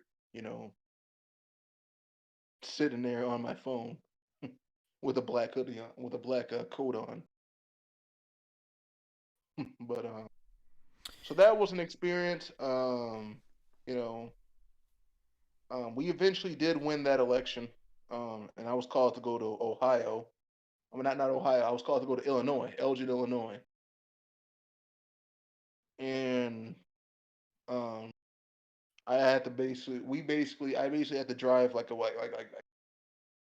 18 hours from Texas to Illinois. It was like it was terrible at one point. I found out that weed was legal in Illinois. This was at the time when weed just got legal in Illinois. So I bought a gram off a friend and everything, and then once we crossed the state, we had to stop once in Missouri, and then keep going. Once we passed the state lines in Illinois, the dude starts jamming out punk rock because he's a punk rocker and I like punk rock too. Um, so he starts blasting out freaking punk rock. And I'm just getting so hyped up that I just whip out the bag. I say, "We're in Illinois, right?" He said, "Yeah." Whip out the bag, whip out the pipe, take a smoke of it, and everything. Um, so basically, he's so hyped up on the music that he's going 70 and a 60. And next thing you know, cops pull up behind us and pull us over. And I said, oh yeah, can we? We're not supposed to drive, and yeah, I think they can still get in trouble driving, right? I said, I don't know, just put it in your like in your shirt pocket or something. So I put it in my shirt pocket and everything. And the police come straight up to my car and everything because it's on the highway. So he can't question people from the driver's seat of the highway. The next thing I hear,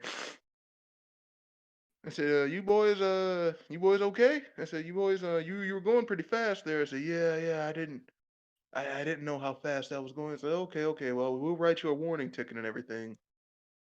He tells him to get out the car, and I see him get put in the back of the squad car. I'm like, wait, what? What's going on? Um, he comes up to me and said, you got a little bit of weed on you? And I said, yeah. I said, it's legal here, right? Yeah, but you have to have it in a container, in a proper container, and I'm not supposed to smell it because we think you ain't supposed to have more than a pound, more than an ounce. So I'm thinking like, okay. I just take out the bag and I said, give it to him. He said, and the cop sniffs and says, "Woo, where the fuck you get this?" I'm like, okay, cop. I said, I just know people around here, man. Okay. Yeah, he goes up in there. If we have to, he tells me to go in the squad car. They have the dogs search our car because we're technically they're just trying to make sure we're not like having like a pound of weed on us, so a dog has to search our car and everything. So we make it to Elgin, Illinois, and the people there look like they want to kill each other. All right, I mean this is like the vibe from Texas, going from the vibe from Texas and the vibe from Texas to Illinois. It was like completely. It was like night and day. It's like whiplash. We had that effeminate black guy that came in here, and he was acting all like he was yelling at everybody. Everything. He said, "Oh man, why y'all always coming in here, man? Man, acting like y'all want to eat my food and everything, man." And I was in the car all day, and everything. So I'm like, there's a smell to me, I'm in the car sweating. There was a smell to me.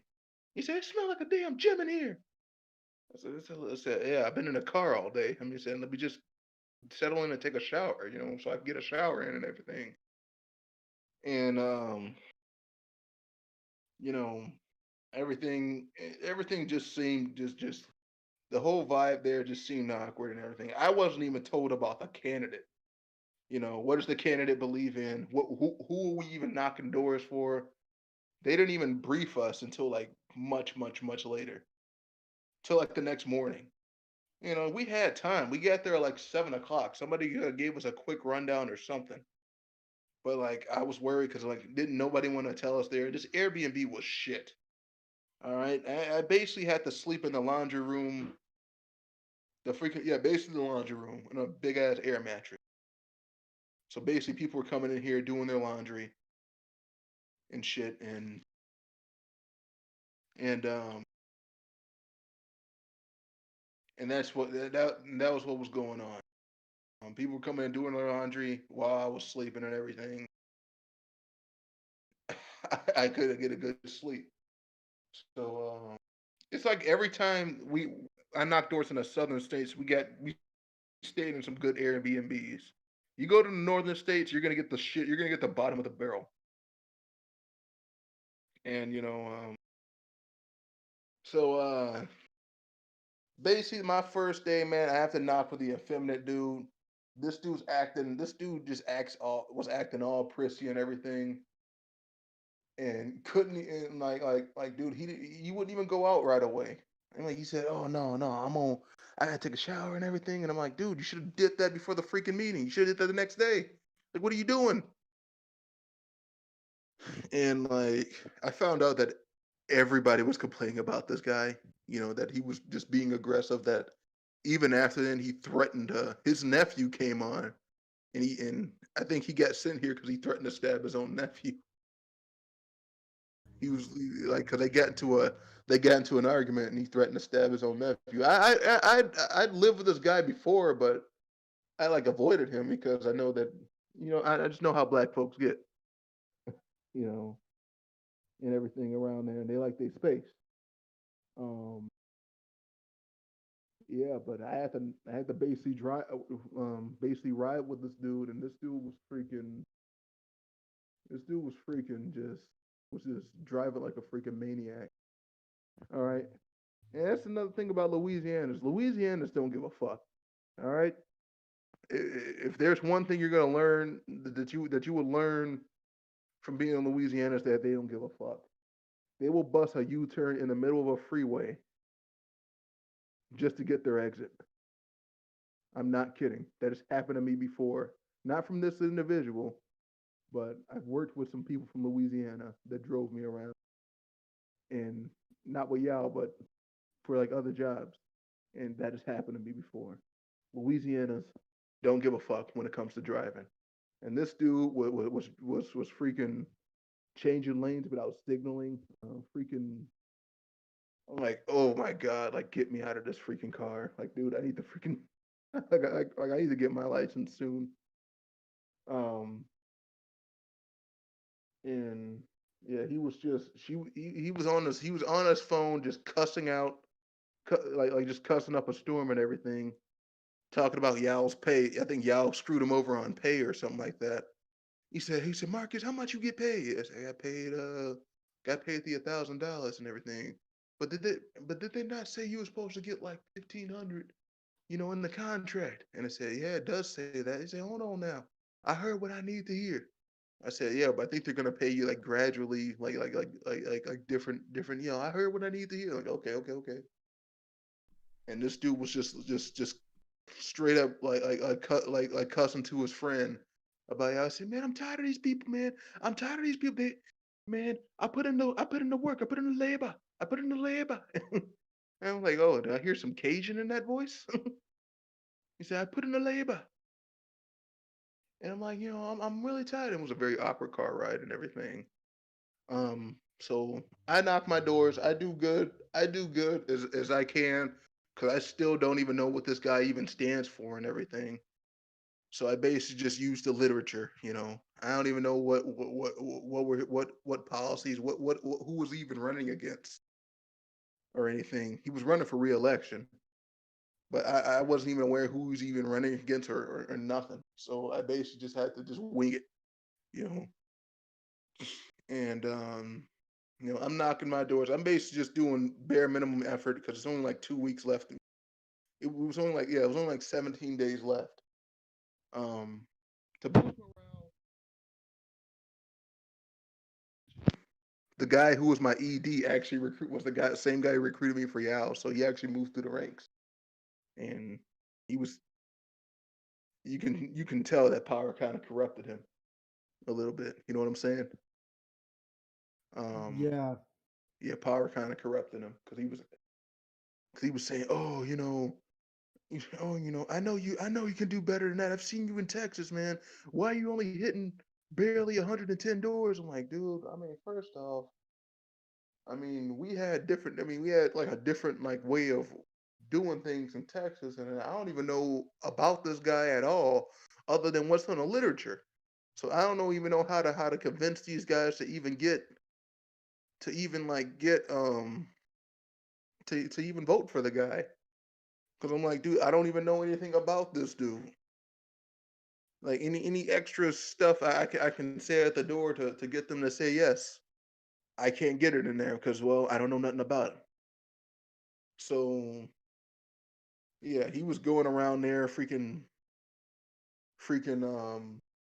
he was on my ass about that, even though I was hitting my quota all the damn time, he's been on my ass. He was just on. Yeah, we moved out of the Airbnb and started staying at hotels, which is the first actually, and I was actually pretty, thrilled about that. Um, Apparently though, there was some tension between two of our door knockers, and that our ED tried to set up a dinner, or tried to set up something so we can go to a bar and we can boost morale. But this backfired immensely. Like, well, first of all, I was already drunk. I was actually drunk and high. I was crossfaded. So I was tripping balls. I was freaking laughing just for no reason. I was just sitting there, and then like the effeminate black guy was going around there. He was looking real angry and shit. He was like, "Come on, man. So what we gonna do? What we doing? What we doing? Come on!" And the way our ED was looking, our ED looked so scared. And I just like busted out laughing at him. I was laughing at him. I was pointing at him like, dude, your face. What the heck's wrong with you? And so, come on, man. Let's get this out. Let's get this out the way and everything. And I was telling him, I didn't really want to go because I was already crossfade. I just saying I don't want to go. I really don't want to go. He said, "Come on, Marcus, please, please." All right, I'll go about it. I mean, I'm reluctantly going. And out of nowhere, the effeminate guy looks at it, is looking at this Asian fellow who was well, he's Indonesian. He was looking at this Asian fellow. He was like, "Hey, you got something to say?" I'm like, "Well, he's like, well, what are you doing, dude?" I'm looking at him like, "What are you doing, dude? Bro, what are you doing?" He said, No, be quiet. You got something to say?" And he said, and the dude was looking like, "What are you talking about? You got something to say?" He said, he said, "What is this about you taking my book when I called it?" Apparently, like, you have to call your books before you go out. And he called his book, and I guess the other guy took it anyway, and I guess that kind of got under his skin a little bit, you know. But he said, "Yeah, because I heard you were making jokes about lynching. You were making jokes about lynching me." I said, "I don't think that's true, but okay." He said, "Shut up." And I started laughing at him and everything. And he said, "No, I didn't make no jokes about lynching. I was talking about Alabama just outlawed lynching in 2020. That's all I talked about." And then he kept trying to talk over him. He told him to shut up, shut up. I am talking, shut up. He said, "What? You think you could beat me?" And the dude, these guys almost came to blows. We had to basically like get between this guy and everything. Say, "You know you can't beat me. You know you can't beat me. Don't come at me like that again." I said, I already came at you at that again, man." He said, "Yeah, I can take you, man. I can take you. Come on, come on." Dude, this dude doesn't even stand up. He's still sitting down. And the effeminate black guy is like trying to act like he's so tough. He was like, "No, don't hold me back. Don't hold me back. Nobody's touching him. Nobody's touching him." So, um, I mean, I'm sorry to cut you off, but so how does this lead to your um? So, like, what specific incident leads to your dismissal from YAL, or I guess yeah. Okay, well, um, I get called to I mean, after the election, I was supposed to go to Pennsylvania. Um, COVID happened, so I guess the election was postponed. Um, so I couldn't move in with my parents, so I called a YouTuber in in um in Houston, and I stayed with him. They tell me that I was only supposed to be there for 2 weeks, and then they were gonna find a campaign for me. I didn't I felt it wasn't gonna be 2 weeks and everything, but they told me they was gonna update me and everything. 2 weeks passed, I didn't get anything from them. Another 2 weeks passed, I didn't get anything from them. I start to ask around, and they told me there was some stuff that was gonna be coming up on May 1st. Um, the ED finally gets a hold of me, and he tells me, "Yeah, I'm gonna get a hold of you then. I'm gonna get a hold of you then." I wait until like May 5th, still nothing. Um, so I start asking around because things are starting to get are starting to rise between me and my roommate. The guy who's letting me in there. Tensions are starting to rise. He's very close to putting me out. Um, I'm sorry. I guess I tried to use other stories to avoid talking about this because this kind of hurts. No, it's fine. Take your time, man. Um, I got nothing from him for a while. Um, but yeah, I couldn't. I've noticed like strange behaviors were starting to come up. Once I emailed Grace about a phone banking gig that he announced. He asked, "Are you sure you're gonna be happy doing this?" And I said, "Yes. I'm more than willing to do this." And then I never heard from him. So as tensions start to rise in Houston, I start to get desperate. I start to talk to whoever I can. Um, and then were telling people started blocking me. Like random people started blocking me. I couldn't get a hold of my ED that I was supposed to be working with. I couldn't get a hold of Grice. I couldn't get a hold of anybody, you know. And eventually, tensions it got so bad that I had to talk to my dad. My dad got in contact with his cousin in Dallas. I basically moved to Dallas.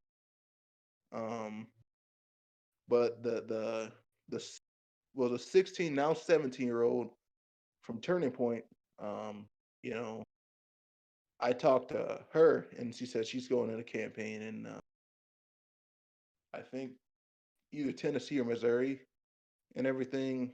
And she said she heard that I was blacklisted. I'm thinking like blacklisted, like what's going on? She said, yeah, I heard you were blacklisted. And I said, who would you hear that from? She said, it doesn't matter.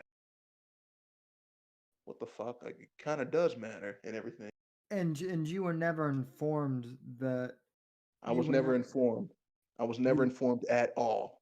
All there right. were there was And they never tried to tell, and a lot of people tried to tell me you were told numerous times that we weren't hire you again. I said no. All right. Every time I talked to somebody about it, they said they would say they don't know and they would block me. Um, so so let me get this straight. So as far as you knew, you were you were at least good with the organization, and then yeah, I thought I was still good with the organization, and I thought they were going to bring me back, like they said. so the Um, so wait, they actually told you they were going to bring you back, and yes, then I actually have I think I have some screenshots that I would share. I don't know if I still have them or not, but I think I have some screen because I switched phones. But I think I have some screenshots. I think I'm gonna find. I think I put them on like a Google Drive or something. I could probably dig them up. But I'll try to send you some screenshots uh, about that. And I'm sorry for going off on those tangents with a story too. no, it's fine. I understand that this is this is a I mean this is a tough subject. So Yeah, so I thought I'd um lighten the mood and everything. So whoever's watching, I'm sorry, but yeah, well, but I saw pictures of the 16-year-old or of the 17-year-old that that worked for of the 17-year-old, and behind her was the creepy guy who was talking to her that I drove with, who is now an ED. Um, my heart starts to race a little bit. I start to feel a twist in my stomach, and I'm thinking, should I tell her? And I eventually said, I need to talk to you about some of the people that you're working with. And then I tried to say, never mind, but she said, please tell me now. She even calls me. She calls me. Like she even calls me. I said, listen, that guy, that ED, he's a bit of a creeper. And he's talked about wanting to do stuff with you in the past. And I said, well, has he done this to other women? Has he? I said, I do not know. He said, yeah, because she said, yeah, because this is a big thing I'm hearing. I'm glad you told me this. She said, "God bless you," and everything. And I just left it at that. So I'm like working temp services, for to get money in my pocket, and food in my belly. Um, the at the very that same day, the end of that day, I get a text saying you were right. Shit just went down. I'm thinking like, well, what? What? Oh shit! What? I'm like, I'm scrambling to call her. Like, what happened? What happened? I can't exactly tell you what happened, but let's just say that you were right. You were right about everything about him. I basically had to. They basically like he tried something on me, and I basically you know told people and everything, and then YAL staff was not listening. The YAL staff was not listening until everybody at the Airbnb um would go and and talk to her and talk to them and basically harass them to get them to do something. And then in the meantime, though, they had me. Everybody, all my friends had me um, sit in the basement with a knife, so to avoid retaliation. Um, yeah, and basically they just pestered. They had to pester the YAL staff to get this guy fired. He eventually did get fired. Um, and I felt bad because, like I said, she was. I recommended her for OWD. That's one thing I didn't tell you. I was gonna get to that, but when I went to Houston, I talked to her because she lived in Houston at the time. I don't think I've ever met her. I didn't want to meet up with her because she's 17, and it's just creepy. But Sure. but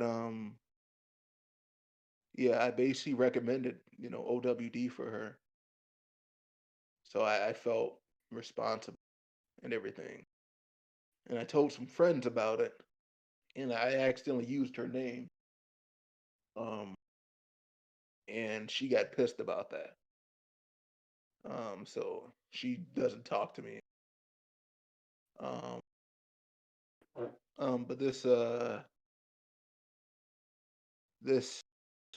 I felt kind of responsible for this um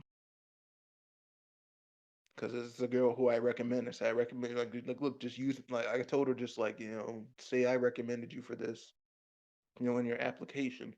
I got you. It's a good experience. I thought. Um, I heard from my other friend that I was blacklisted as well, but then they were telling me that they told me numerous times that they told me that I was not gonna that they were gonna hire me again. I said no, they did not. I just was informed from you and another door knocker. And at the time, I got so freaking emotional. I got to drinking. I got pissed off, and I literally went to. I literally, I did some things that I'm not. I said some things to people that I'm not proud of. I basically Sure. called Barrett Young. I called Barrett Young a slime ball. I called my other ED a slime ball. And he said, "You were told numerous times that we wouldn't hire you again, and this is exactly the reason we won't hire you again. Get some help. Don't contact us." And I said, show me messages where you told me that you won't hire me again." And then he blocked me. Yeah. So yeah. So Well, yeah. So it seems to me like, you know, Yale has Yale has major, communication issues. yes, and You this know, is what I in light of the allegations I've heard that this ain't the first person that they did similar things happen to other people. well, And let me ask you this: what do you think was the because you said that they dropped you for no reason. Do you have any theories as to why they didn't bring you back? From what I was told from what I was told, my theory is, I wasn't, like I said, there were rumors that I found out that were spread about me and everything. Maybe they heard those and didn't want to bring me back. Um, but what I was told was that I basically harassed the national office. They tried to say I was harassing the national office, and I was just basically trying to get information that when I'll be hired again. 'Cause I was told that I'll be hired again. Basically, my God, I'm sorry. No, it's fine, man. I mean, I wasn't the best person to live with. I'm no saint, when it comes to things. I mean, like I wasn't the best person to live with. I had Well, some no, problems and everything, but I well, no, mean, but I mean, no one I is. don't Let's deserve just to be treated like that. All right, you tell me. I mean, how I was raised. You tell somebody you're gonna do something, you do it. And if you feel like you have a job and that you're gonna be brought back, and then they just straight up abandon you, that they yeah. basically left me stranded in Texas. Granted, things are sort of working out for me now. I work a security job and everything. But it just I was struggling for a while. All right. I mean, I was struggling for a while. Barely any money, barely any ways to get by. Having to work all these temp jobs, having to work all these very demeaning jobs, and I fell into this deep, depression. Since then, I live in South Dallas, which is basically the slum of Dallas. You know,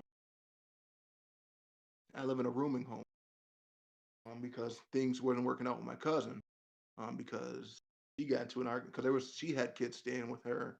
She got into an argument with her kid, and basically she just kicked everybody out. And I just basically had to find a room and scramble and find a room and home. Um, it's been a struggle. All of 2020, it's been a struggle, and then every time so an inconvenience happens, I just have to think back of why I'm even here in the first place. It's because I took that damn job. I took that damn job, and I regret it so much. I thought I had a future. I thought that I can do a career change. I thought I could make myself a better person. Out of It just curiosity, has YAL ever went after you, like for speaking up against some of the stuff they've done? Like they threaten you with lawsuits or anything? No, they didn't. They just told me. One guy when I started, I did go off on a couple tangents on Facebook. Occasionally I'll go off on a tangent on Facebook of YAL. And one guy spread it like was trying to spread like this false rumor about me. He said, "Aren't you?" He said, "Aren't you blacklisted for doing inappropriate stuff in the kitchen? You may want to sit this one out, buddy." I'm like, "Well, that's not true at all."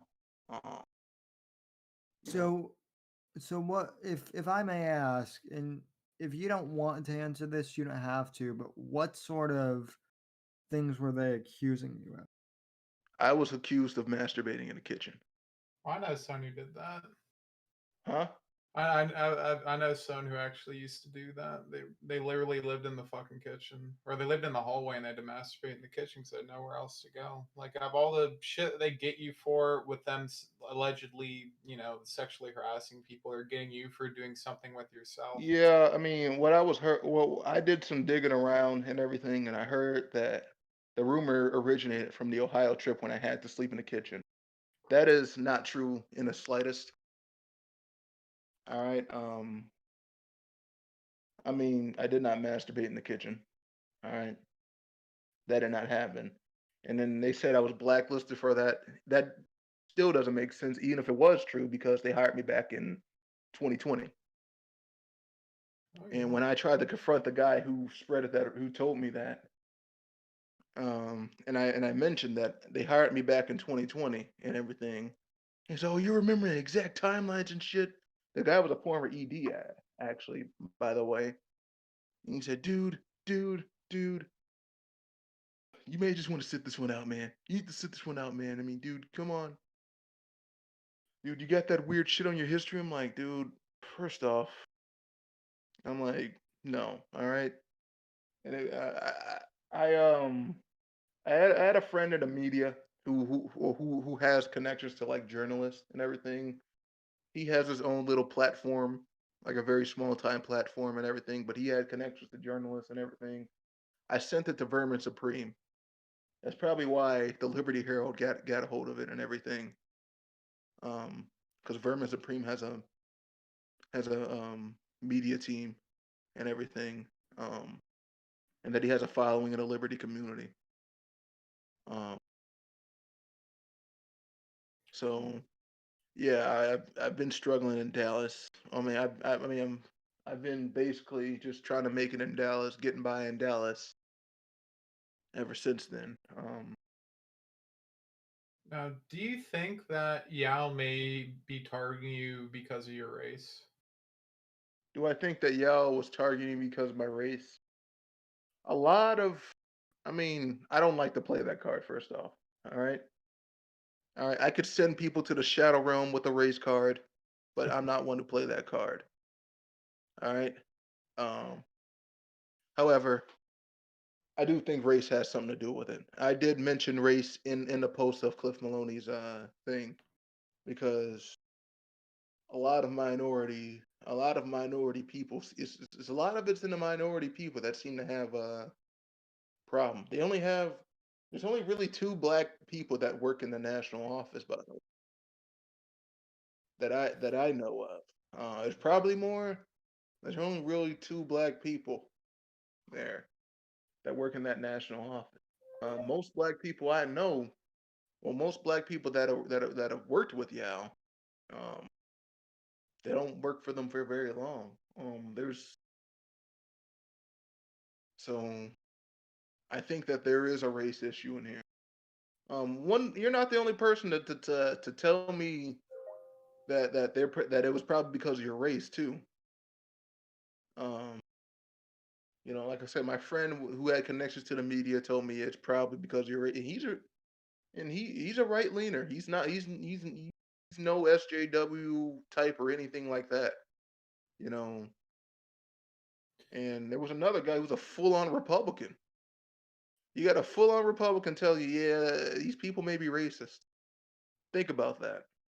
Well, yeah, and that's the thing too. Like, I'm not the one to go and jump on that, but with YAL as a whole, after seeing what they were allowing in their organization with the alleged with the person over there who you claim like was making the kitty stuff comments, and then a lot of the sexual harassment stuff, it seems to me like it's an organization that at least allows a lot of rather unsavory things to happen. And I like, at least from what you've been telling me, I wouldn't be surprised if this, like, if they're already allowing alleged like sexual harassment to get not only thrown under the rug but straight up like hidden. I wouldn't be surprised if there was other unsavory elements going on in there. Not that I'm claiming that they are, but I would not be surprised if there were certain Yeah. bad things going on, just because of how frankly unprofessional the organization seems like to go and allow those rumors to be spread. Well, first of all, Justin Grice is an outright slime ball. I've worked closely with him, and I forgot to mention this in the Ohio trip. We actually petitioned. I actually petitioned right alongside him, so I worked alongside him, and I've just seen his interactions. I've just seen his interactions with people. He just has this very con artist vibe. Well, yeah. So if it makes you feel any better, so just to give you a little bit of background on me, I'm I think we might have met at YAL Con, I met but you. yeah, because I remember you. I don't know if you remember us having this conversation, but I have a podcast, a political like conservative podcast I've had like since I was like 14 years old. So like basically for the last, and I'm 26 now, so basically like for the last 15 years almost. And I bring that up because like, you know, I'm still in school, I'm finishing stuff up, but like podcasting is kind of my side business. And when I you know, joined, you know, YAL and whatnot, I was doing tabling events, but when I was telling them I couldn't do the tabling, you know, when I couldn't do OWD, um, the regional director for Florida basically like called me up and was like, you know, you've got to do more than like podcasting if you want like liberty to win. And you know, he was just being like very condescending and very snarky. And I'm like, well, you know, in a way, by getting, you know, other political pundits on and, you know, getting you know, candidates on occasion, I am doing, you know, I've been doing stuff for, you know, the liberty movement, quote unquote, more than YAL has done. So Yeah. I did some work for Murphy NASCA. Um, like some text work. That's this recent political um work I've done. I've been called to go action for liberty, but I'm working a security job, so it was hard for me to go out to Minnesota and work for them. But um, what I think YAL is YAL. Well, I mean, YAL is basically just a frat house. All right, it was ran like yeah, a frat house. Um, it was ran. It's just you know, it was ran just like a frat house. Like a high school or like some high school popularity club. All right. I I mean, I tried to really like find everything I did wrong and blame myself, but I just didn't feel it just didn't feel right. And I even prayed to God that, you know, a month before these allegations, well, actually no, a full week before these allegations came out, I prayed to God and said, you know, if I'm wrong, you know, let them be. But if I'm not wrong, pass your judgment however you see fit in Jesus' name. Um, and then a week later, the allegations come out. A week later, you know, I get a message from my friend Dio, and he tells me, "Look at this.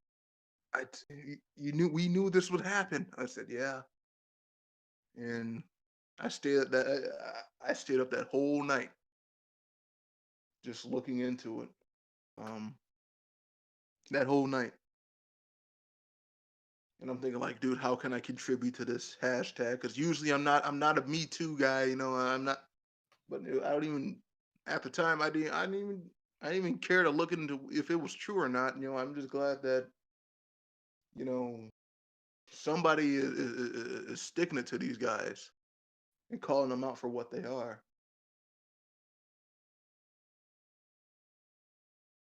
Yal is just is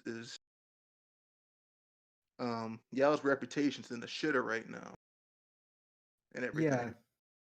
You know, so I have a friend who currently works for Yal, and he doesn't want the organization to crumble. I do. I want that organization to crumble. All right. I mean, you left me out in the middle of fucking Texas, you know, in foreign land, 800 miles from home. You know, I sacrificed everything for you. Didn't even, and I didn't trust you. Now all I can think about is Justin Grice putting his hand on my shoulders, saying, "Do good, just do good with us. Just do good with us, and we got your back." Or Grayson McNew freaking saying, "We got your back." Everybody's saying that we care about you. And even if you did fire me, if you really cared about me, you would have told me. You would have had a conversation. Yeah. Well, here's my thing. If they're gonna fire you, they should at least get you back home. The fact that they left you stranded down in Texas is it's pretty reprehensible. If Well, what you're saying is oh, true. I told them that my parents wouldn't let me back in anyway. My parents wouldn't let me back. So even if I did go back home, I wouldn't have. It would have been hard finding a place to stay. But still, they should. You're right, though. They should have let me back. They should have tried to get me back in there. And I don't even want to go back in there no more. I just want them to. Because I gave them 2 chances. I mean, I wasn't the most trusting after the first time. I wouldn't. Like I said, I wasn't trusting at all. In the second time because I started to see some shady shit going on. Um, this is like. Uh, I really just I really just want like some justice to come to these people, and it doesn't end with Grice. The whole organization. I just believe this needs to come down, and I'm gonna say this without even my bias.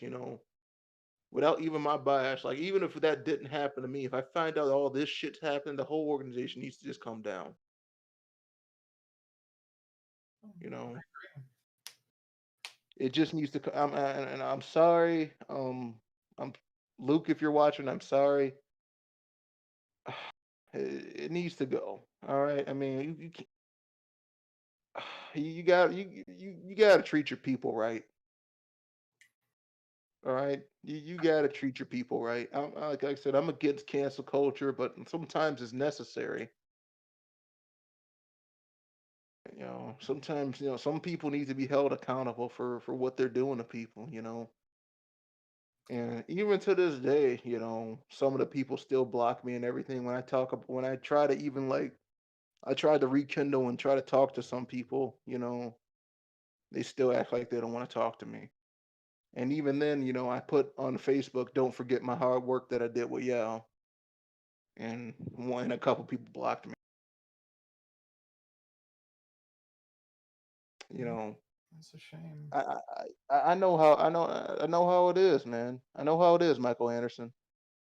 Um, I know how it is, Grayson McNew. I know how it is, Maggie. And yeah, you know, um, there's been, there are some women with a reputation, um, in Yale, that have been falsely accusing people too. All right, a friend of mine who was a higher up, I know I've met the guy, I've talked to the guy, and I know he wouldn't do anything like this. Um, he was falsely accused, and a lot of guys are backing him up. Former members are backing him up for that. And he was even talking about once he saw that girl put once he saw that girl put that stuff on there that she come out that she was touched. He said, "Fuck this liar. I'm gonna I'm gonna put a legal team together." So and you guys probably figured out who it is. She was she's a pretty big person. Have you ever like been reached out to by any of the other people who left YAL, like whether it was voluntarily or forced, like during all this YAL 2 stuff? Did they ever reach out to you and see if you guys are planning on any sort of coordinated legal action or something against the organization? My friend Dio told me that I should sue, and I just at the time, I mean, I when I talked to the 17-year-old girl, she says you need to move on. You need to move on. You can't just be doing that. You knew why they let you go, and I didn't know what she meant at the time, but she heard that rumor. That's probably why she thinks of me like how I am. Because when I said y'all fucked me over, she said you fucked yourself over literally, and I didn't know what it meant at first. But then she heard that rumor. And when I asked her, "Did you hear this about me?" She said, "I heard it from like 5 people." And then ever since I tried to like talk to her about it and everything, and she was very dismissive and very kind of condescendingly dickish to me. So I'm like, okay, you know what? I'm like, I didn't have to tell you that. I didn't have to warn you about this person. So for you to treat me that way, that's very dickish of you. So very selfish of you. I tried to get her to come forward. She's not going to come forward, and she's not going to come forward. Well, here's the thing too. Like, if they like, even if they were telling the truth about the masturbation thing, and they hired you after that, what's wrong with Yeah, that? They're full. Like, that just seems really suspicious. Like, either they don't care about, this what went yeah. on. Like I said, they hired me back. Yeah. So I mean, there's So I'm something like, wrong with them if they think that that's okay to go and hire you after that, but then blackball you later. yeah, that's what I'm saying. So I'm like, I'm thinking it's something else. I think it's maybe some. I don't know. I was just told that. I was just told that they blacklisted me for doing that. I was told that, but I was also told that I was blacklisted for stalking the national office. That's how they put it. Oh, you're stalking the national office. Well, that's bullshit too. Like, they have a phone line. They should be able to go and receive. First of all, they were harassing me every time I was a part of them. They were harassing um Sam here when he was a part of them. All right, so who are you to tell me her? And this was for a phone bacon job where you basically call people and harass people for over the phone. Yeah, no, they're using that term harassment very loosely, and it's Like, funny get the because a hell lot of out. these people have been accused of actual, in the YAL 2 thing, they were accused of actual like harassment, like including sexual harassment. They're going after you for, calling up a business that should be open to phone calls. Exactly. So I mean, like, so it was just terrible. Like, it was. I, I've never felt so betrayed. Like, I'm sorry. I know it sounds corny. I'm trying not to sound corny or sound vindictive. I never. I mean, I keep wondering, why did they do this to me? Like, why did they? I mean, if they like, did they not like how I lived? Well, I mean, if they didn't like how I lived, because I got complaints about how I lived when I was laying dormant on the after the Louisiana trip and Ohio trip. So, but then they hired me back again, like they hired me back again.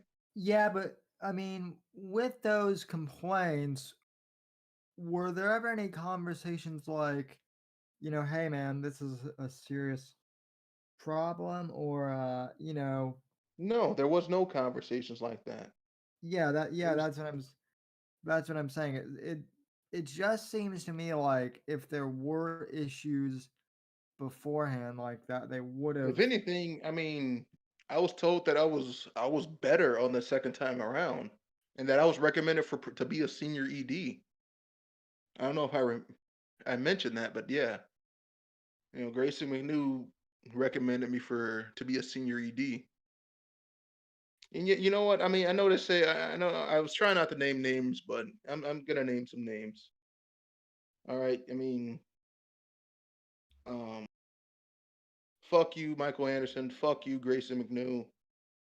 Fuck you, of course. Fuck you, Justin and Cliff, and fuck you, Maggie Anders. Um, I reached out to you guys, and you guys treated me like shit.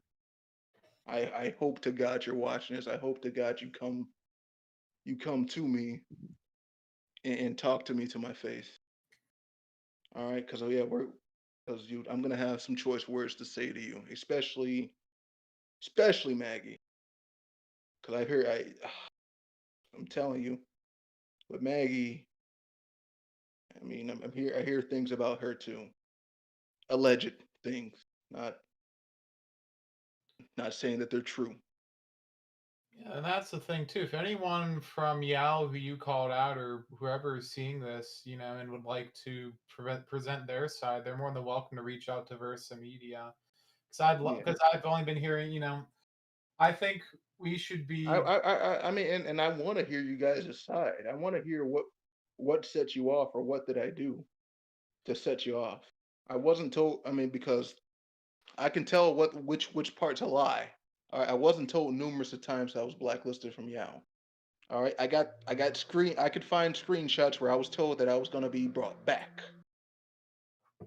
All right, so that's bullshit. Don't feed me that. All right. Um, I want to retract "fuck you" to Michael Anderson, because I don't know what he believes. He's probably going by hearsay. They should So reach out to to be fair though, they need to go and reach out to the person that's even if it is hearsay, you can't just go and start regurgitating rumors. That's why, we brought people from YAL over to this channel to discuss this because we don't want to go off of hearsay. As a good person, you shouldn't just parrot what everyone else is saying. You do your own research and look into things. And, seeing by the fact that a lot of people just seem to be regurgitating these rumors. It seems like that isn't happening, and it's really sad that it's impacted you. And you're not even the only one. Like you're not the first person from YAL to reach out to this channel. Like we've seen other people reach out, not even to just this channel, but to people as a whole. Like it seems like there's a pattern of behavior coming from this organization. That's why I'd really like it if a current either someone who currently works for YAL or someone who, has a different opinion who did work in YAL would like to go and speak, either just be one on one or maybe even have a debate or something. Because I'm only hearing one side of the story, and it's really telling that YAL, the actual people who still believe in it, aren't speaking up. I mean, if you guys, like I said, I'm no saint. If you guys have a legit reason, tell me. I just want to be told, and I will. And if I find it legit, and I will talk about it with you. If I find it legit, then I mean, I'll move. Well, I've already moved on, but I'll accept it. I'll shake your hand and say that's all right. But I mean, if you get me, but like, dude, I try to ask, why was I blacklisted, or am I blacklisted? And people either tell me they don't know, or like they didn't know that if I was blacklisted or not. Um, then, or I get you know radio silence and blocked. That's shady shit. Communicate. All right. I mean, like, tell somebody. If you have something like that, tell somebody. All right. I mean, the only person I heard, and you know what, Dan Stewart, yeah, fuck you too. All right. You made me work 17. Well, actually, no, you made me work a full 7 days, so you didn't even give me my day off in Elgin, Illinois. So I went the extra mile for you when people said I'm gonna stay back anyway. And you basically treated me like you basically dismissed me like hot garbage. Because yeah, you're the guy who told me that you need to stop harassing our members is the exact behavior um that exemplifies why we won't hire you. Get some help. You tell me to get some fucking help. All right. After I basically went the extra mile. After I gave you hard work. Fuck you for that. All right. Even if you may have a legit reason for it, you know, the type of treatment, the way you went about it was fucked up. All right, communicate, and that's the reason why you're in this shit in the first place. You're in this shit in the first place because you didn't communicate, you didn't try, and you were just dismissive of every accusation. It's coming back to bite you in the ass. Yeah. Maggie, No. you didn't communicate. You didn't even try to talk to Grayson or anybody. You didn't even try. When I tell you, like, I told her, like, I'm in a bad situation. I'm in a bad situation. This, that, this is that. You know, basically get nothing from her. She basically tried not to even see my shit. Yeah, So that's terrible, man. They did. It seems like they did you dirty. You know, and that's why and people. you know what, and you know what? Fuck it. Maggie's the one that that fucking falsely accused somebody. All right. From what I hear, her story is false. She's just throwing YAL under the bus, and she doesn't work for YAL anymore. You know, I heard that she was pretty promiscuous, if I may, allegedly pretty promiscuous Ooh, those are some. from a couple of sources. So I guess I'm gonna call that out too. Oh, those are some interesting accusations we got there. That's I interesting. mean, they're not my accusations. They're somebody else's. But yeah, from what I'm hearing, these are not my words. So if you're gonna show this to her, um, they're not my words. All right, but I mean, this has some weight to it because all the other ones are being believed.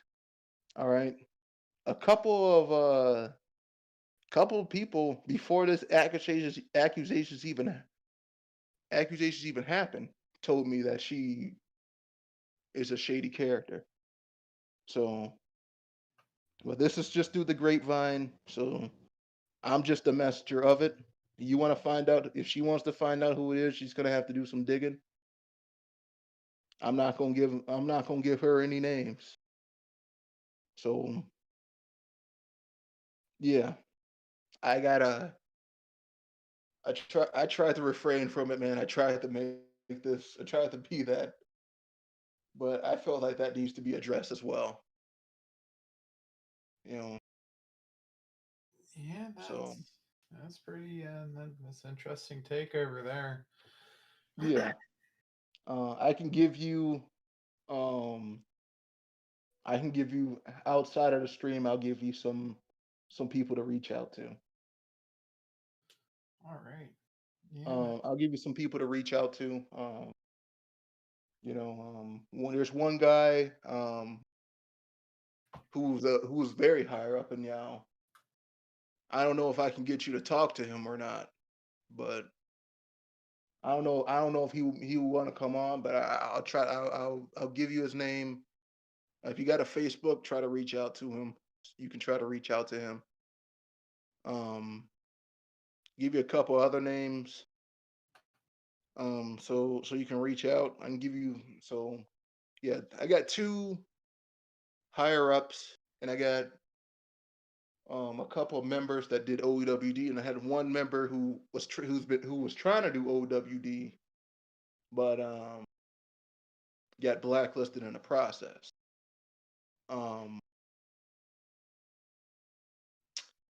So yeah, I think I want to. So it's not my place to say if Maggie is telling the truth or not. I'm just only telling you what I heard, and that I'm just addressing that there is doubt in her allegation. Well, yeah. Well, just like you, though, we gotta be. I want to be very careful until we hear from all sides of stories, because I bet there's people who said the same thing about your stuff too.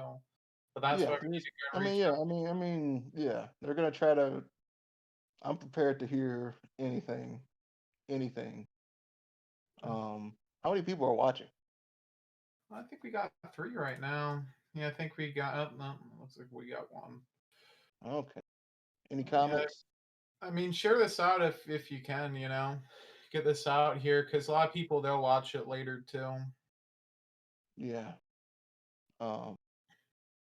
Yeah. I mean, if Maggie's telling the truth, then it's just the truth. Like I said, I'm not trying to throw shade on your reputation here, but that needs to be addressed. That people, um, there are people out there that's saying that is bullshit. Yeah. So Yeah. But in terms of Grayson McNew, I haven't heard anything about him. Haven't heard anything about Dan Stewart. Haven't heard anything about Michael Anderson. Michael Anderson seems like a great guy. I think he's just following the leader at this point. He's just going with the flow at this point. So I really don't want to get on. I really don't want to get on him because oh, sorry. Go ahead. Because I personally think that he's a good person. I personally want to believe that he's a good person. I want to believe that Grayson's a good person. I want to believe that they're all good people deep down, and I want to believe that they have a legit reason for me. But even if you did have a legit reason, I wasn't told of it, communicated poorly, and you guys knew my situation at that. I do remember Grayson told me, don't harass the members. It's not a good look for you and everything. But I'm like, dude, like, what am I trying to do? And I tried to talk to him like, dude, I'm in a bad situation and I got radio silence. They should never do that they should never do that to an employee or an ex-employee. Just like straight up not answer. That just seems really, really shady. Combined with all the other stuff I'm hearing, it just seems like the leadership doesn't really know how to lead. They know how to knock at the doors, but they don't seem to know how to actually manage an organization. And I'm trying to be the bigger person and say maybe they have a legit reason. I'm trying. Like I'm trying to find a reason, but I can't. I'm like, dude, I mean, I don't like playing victim or anything, I don't like people to think I'm playing victim, and that I'm just giving you some sob story. I mean, because I seem like this like a vindictive ex-girlfriend. That's what I seem like. And I don't like seeming that way. I legit think I was fucked over. Yeah, I mean, it sounds like, and it sounds like you weren't the only one. Like, I think I saw, I've seen these other stories floating on Twitter, and it seems like it's a pattern with this organization. And if it was just one or two people, that's not really suspicious, but like, it's numerous, more than that. So, and remember, I prayed on this. That if you think I was wrong, leave YAL be, and I'll try to move on. But I mean, it's not a coincidence that a week after I say that prayer, which was actually Christmas Day, a week after I say that prayer, this comes to the light. And what does the Bible say? I know you're not religious, or I don't know if you're religious. I don't know if any of you are religious or not. But what does the Bible say? What's done in the dark comes to the light of it. Yeah. Well, so I think this I feel like in a way this is God validating. Well, that's good too. You've been are you a religious person? I mean, my grandfather's a pastor. My dad's a. I grew up I was an usher in a church. So, my mom is the head of the ushers in the church. So ushers are the security people. Like, they hold the door for people. Good. Keep that faith strong. That's the one thing, especially when it seems like all the cards on the table are in a bad spot. You got your faith in the Lord, and I think that'll help you. In the meantime, you got to try to do what's best for you. And it sounds like. And I didn't necessarily say, oh, get him, Lord, get him, make him pay. Like, no, all right. I basically said, pass your judgment however you see fit. And this is it, I mean, Justin Grice got fired, Cliff Maloney got fired.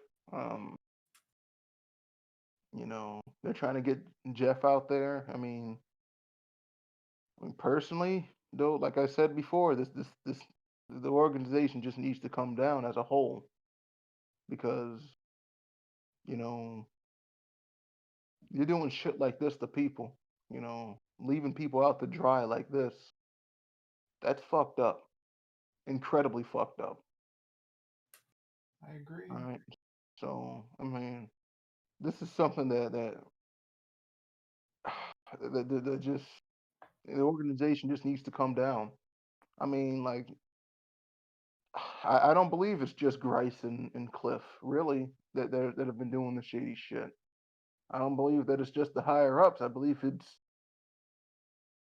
a significant amount of them. You know, I say about 70 to 80% of them have probably committed some sort of unspeakable or some sort of shady act, unethical act. I heard when Ty Hicks was running it, he was aggressively coming after. He was aggressively like trying to. He was aggressively like calling people. You know, like he used cutthroat tactics. That's what I've heard.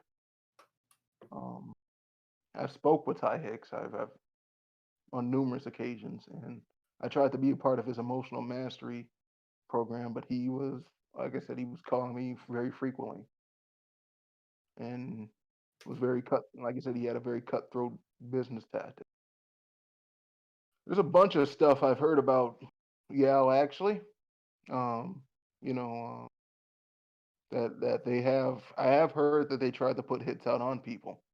What? Um, That's like, physical like murder hits. not murder hits, but they tried to like. I wouldn't. I didn't hear it was like murder hits, but I heard they tried to put Character like assassination. character assassination out on people, and I heard they tried to. I heard they've tried like I mean tax fraud and shit that's been going on there. You know, I'm a guy who believes taxation's theft, but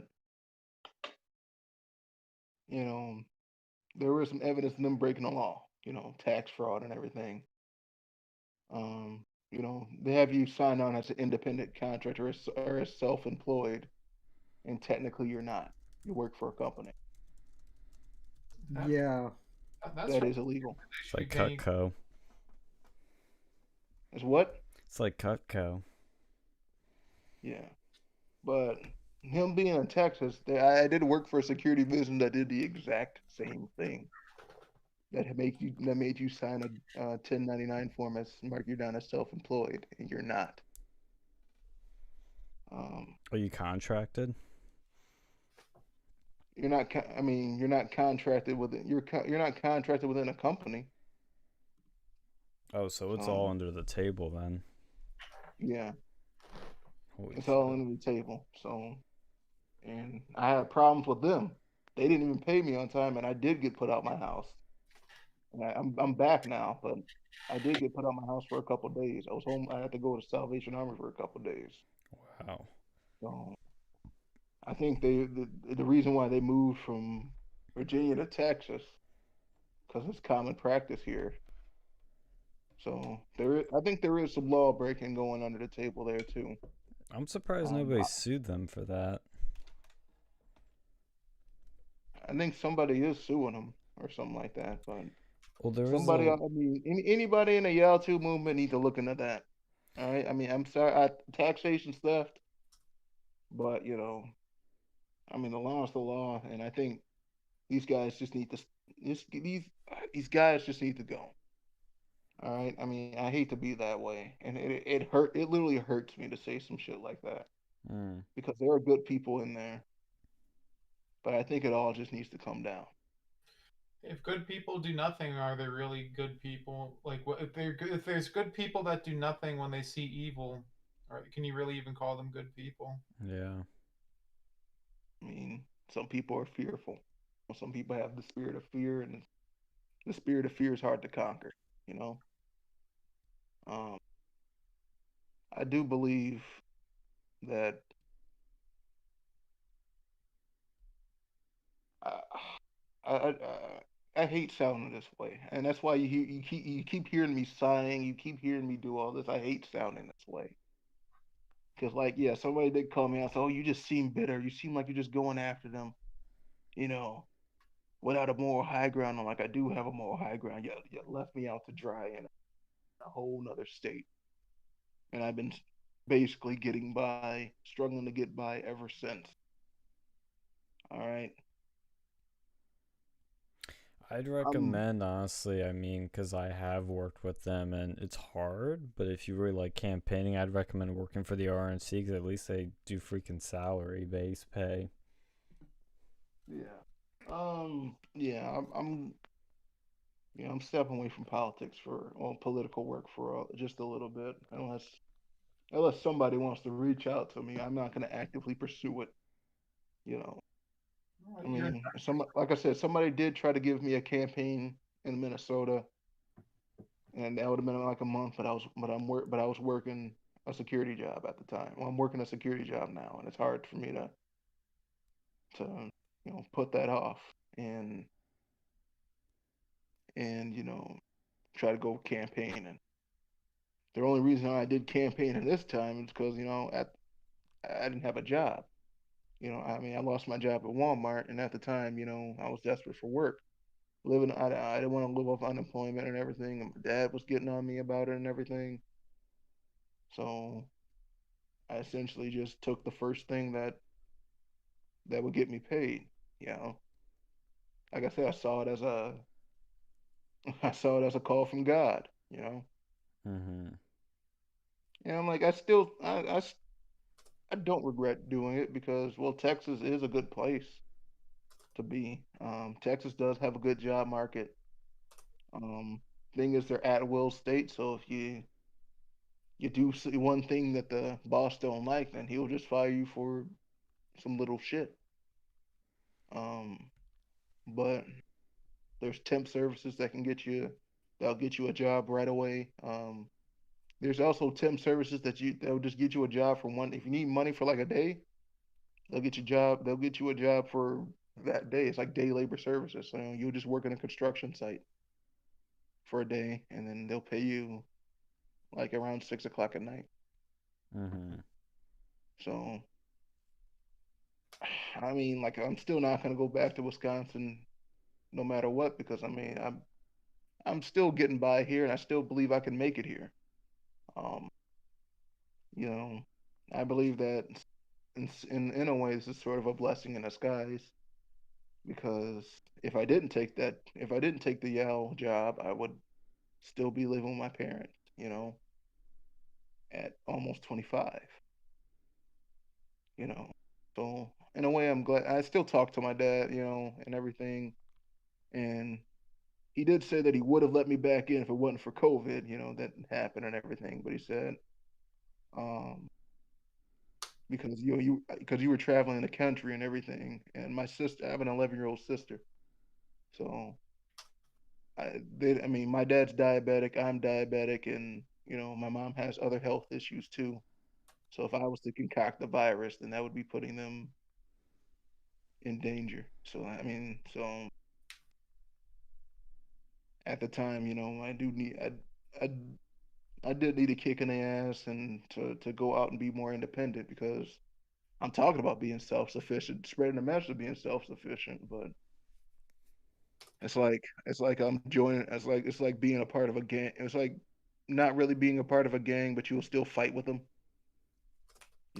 Those type of guys who are gangsters, but they ain't really part of the gang, but they'll fight if they'll still fight with the gang.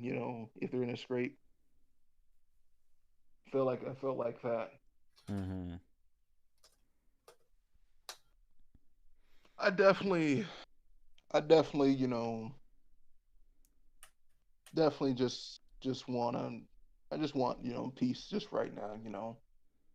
I just want, just to settle down and get my wits about me. And maybe I'll try. I'll still try my hand in politics again. Um, but then I'll just be more careful with who I trust and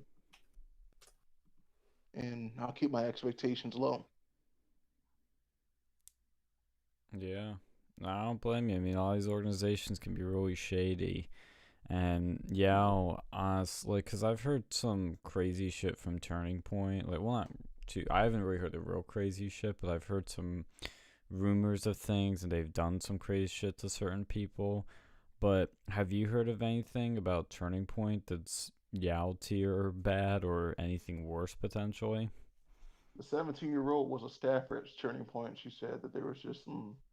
She didn't go into any detail, but she said there was some shit that there was just some cringe shit that they were doing, Mm. and they're just cringe now. They're just a whole lot of cringe. Oh yeah. You know, they've just been making moves that are just not the best. I did hear that there have been some allegations between Turning Point. I don't know if she was a part of those allegations or not. I actually heard from your video, your videos that Turning Point is starting to get to the same point as YAL. But I figured that some shit was going on at Turning Point. I mean, I have been hearing similar stuff going on at Turning Point, but you know, and it just doesn't surprise me. YAL didn't surprise me. Turning Point's pretty much kind of like YAL, you know. So I mean, I think this shit's going on in a lot of the organizations, to be honest. Um, that's just my opinion on it. But yeah, if I was to just give anybody advice, you know, even if they want to join YAL, first of all, anybody who's joining YAL needs to hear about the YAL too. All right, they I mean, if you know anybody who's joining YAL, you got to show them this. So, You know. so here's one thing I want to ask you, because here's one thing that I've noticed. Say what you will about like Turning Point, but they seem to have multiple like things that they have going for them in terms of stuff you can do. Operation Win at the Door is the only thing that YAL really has, and so I feel like that's why they push it so damn much. Yep. And basically, what YAL does, at least when I was there, what YAL does is they go into campaigns they're pretty much already being won, or you have a very high chance of winning. Very rarely, very rare. I mean, like very rarely, like they would put you in a campaign where you have a high chance where you know it's competitive, but most of their campaigns, I'd say about like 90% of their campaigns are campaigns that are pretty much already going to be won in the first place. They have you knock the door for a month and then they take the credit. Yeah. Yeah, we got you. Because I would see them brag like, "Oh, we've elected 500 Liberty candidates, wherever their number is," and I think, "Oh, that sounds really impressive. I'm actually surprised." But then when you think about it, when you bring up what you said, it makes total sense. It's a total scam where they can just say, "Oh, we It's like helped I mean, elect these people. They're already gonna win." basically, their office is basically like multi-level marketing. You know, It makes they're basically sense. like a pyramid scheme. Yeah, it's All right, like it's based Cutco. upon how many people you get in, basically how many people you can recruit, and that's how you move up in the ranks. Yeah. Multi-level marketing. Um, from what I hear, you have to basically you have to get members in there. You have to get people signed up from one at the door. So that's why you know they're very aggressive with the calling, you know, and everything, because that's how, I mean, for some people that's how they get paid. That's how you're gonna get paid. Uh, that's how you're gonna not get fired. You know, you have to reach a quota to get a certain amount of people in in a certain amount of time. And if you don't reach that quota, you get booted. Mm. So Now that's basically how makes YAL is. It makes Yeah, sense because at Penn State, they would always try to reboot our chapter and they would push to get people in the door and get signups. And they were yeah. really big on their data and their numbers and their signups. And it makes sense why. I know somebody even stole Well, signups from other clubs to give to YAL. well, and that was that I was gonna say. I don't know if you had this experience, But as I've told Sean privately, so I go to like I go to I go to USF Sarasota, and my campus is a commuter campus, and it's only one building. So when I when I transferred from State College of Florida to my campus, I was like, look, I'm gonna need help with getting people, and they never. I told them the date that they needed to be there for the club meeting thing, and they never responded to me, and and whatnot. This was pre-COVID, um, but then they were also complaining, like, even when I was part of the state college chapter, they were always complaining that that we never had enough people and that we needed to recruit more. And we're like, well, we're on a commuter campus and people are going to classes. It's incredibly hard to do. And they were like, we don't care. You need to, if you're really committed to us, you need to, make a genuine effort to recruit more people. So Yeah, that's how it is. I was a recruitment director too. I was a recruitment director for a little bit too. They was trying to get me to. They was trying to groom me to be a state chair, but then they kept changing. I mean, hats kept changing because the state chair when I first joined, the state chair was a woman. She left. I did try to see if anything happened to her during that. She said, and when I mentioned this, she said, "Yeah, I'm not surprised. Still sucks to see the organization crumble, though." But yeah. And then the regional director, she was a woman. She left. All right. It led to Dan Stewart being my my regional director, and eventually my ED when I went out to the door when I went to knocking out the doors in Illinois. Um, but yeah, he was pretty adamant about getting the getting them and getting. Cause I went to basically a technical college too. It was a small college. It was not a university. It was hard to get members. yeah, no, I know it's incredibly. Yeah, no, I went to a small school too, and it's incredibly hard too. And like I even tried explaining that to them at YAL Con, and they didn't care. Yeah, it sounds exactly like what I've had. Call me at like 7 or 8 in the morning. Say, "Hey, I think you can get a meeting going." I'm okay. They they would call me like they would call me like they would like text me in the morning and be like, we need to talk right now, and I would be like, I'm in the middle of a lecture right now. I shouldn't even have my phone out. Can we can we do this in like an hour or so? No, we need to do it now. Now. And I'm like, well, it's not gonna happen. Yeah, I mean, so yeah, there's just a bunch of. I mean, that's why I think the organization should, because it's a scam. I mean, there's good things that came out of it. I met some pretty good people. It just seems like a pyramid style.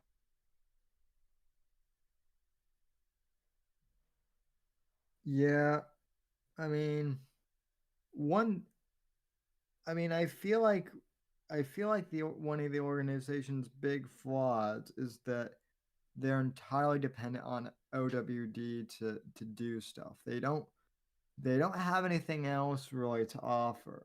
Like That's what I'm saying. Like, dude, you don't get other phone banking gigs you can do. Like, they're doing legislative door knocking now, but that's still basically OWD. well, I mean, if it's local stuff, Or, how about this? I even proposed to them at one point that they send me out, here, like in Sarasota, where I am, because it's You said there's soda. Sarasota, Sarasota, Florida. That's where I am. Oh, okay. And so I told them, I'm like, why don't you get? I'm like, I know of a couple campaigns that could use my help. You know, why don't I just, you know, why don't we support those? Oh, well, they're not registered with they're not like partnered or affiliated with YAL. And I'm like, well, you know, or it was, well, we already have people on that from other states. And it's like, yeah, but I live here. I know, I actually know what's going on in the community. I can campaign for them more effectively. I mean, it seemed weird. I do remember getting like when I was in Houston. I do remember getting some offers because I mean, remember Dan asking me if I was in Wisconsin so I can some sort of protest. That was the protest, the lockdown, which we're going on. Was that Dan Taylor? Dan Stewart Oh, I think I knew him too. and Justin. I think Justin was reaching out to people too. Like a lot of people were reaching out. I think a couple people reached out to me to protest in Austin, or in Wisconsin, but I didn't do it. Well, Did, maybe they didn't like that. did you know Zeb by chance? Who? Zeb. Zeb. I forget his last name, but it's like Hasbara or something weird. I heard that name, Yeah. but I don't think I've ever. I probably have met him, but I don't remember. I remember. Uh, I remember there was this big dude named Diego. Big Oh, dude, I know muscular him. dude. Yeah, so um so Diego is the one who was like constantly calling me all the time and being like, or texting and being like, do you even he would always be like, bruh, do you even care about liberty, bruh? Your talk show, that little talk show you have, that doesn't do shit for the liberty movement, bruh. I highly think you should talk to him. Like now. I highly think you should talk to him now. I'll let you know after the podcast why you should. Really, Uh, really, I think you should. has he started to, you know? Well, we can discuss that off air. Yeah, yeah. But I highly think you should talk to him. So you should have him on. Try to get a hold of him. Um, I'm gonna try to get. Like I said, I got a good amount of people to talk for you to reach out to. Um, like so, if anybody has Facebook, try to talk to. I do. It, Yeah, I know Facebook's not the best. The only reason I even have a Facebook is to talk to family and to talk to friends. But yeah, I'm slowly refraining from posting on there.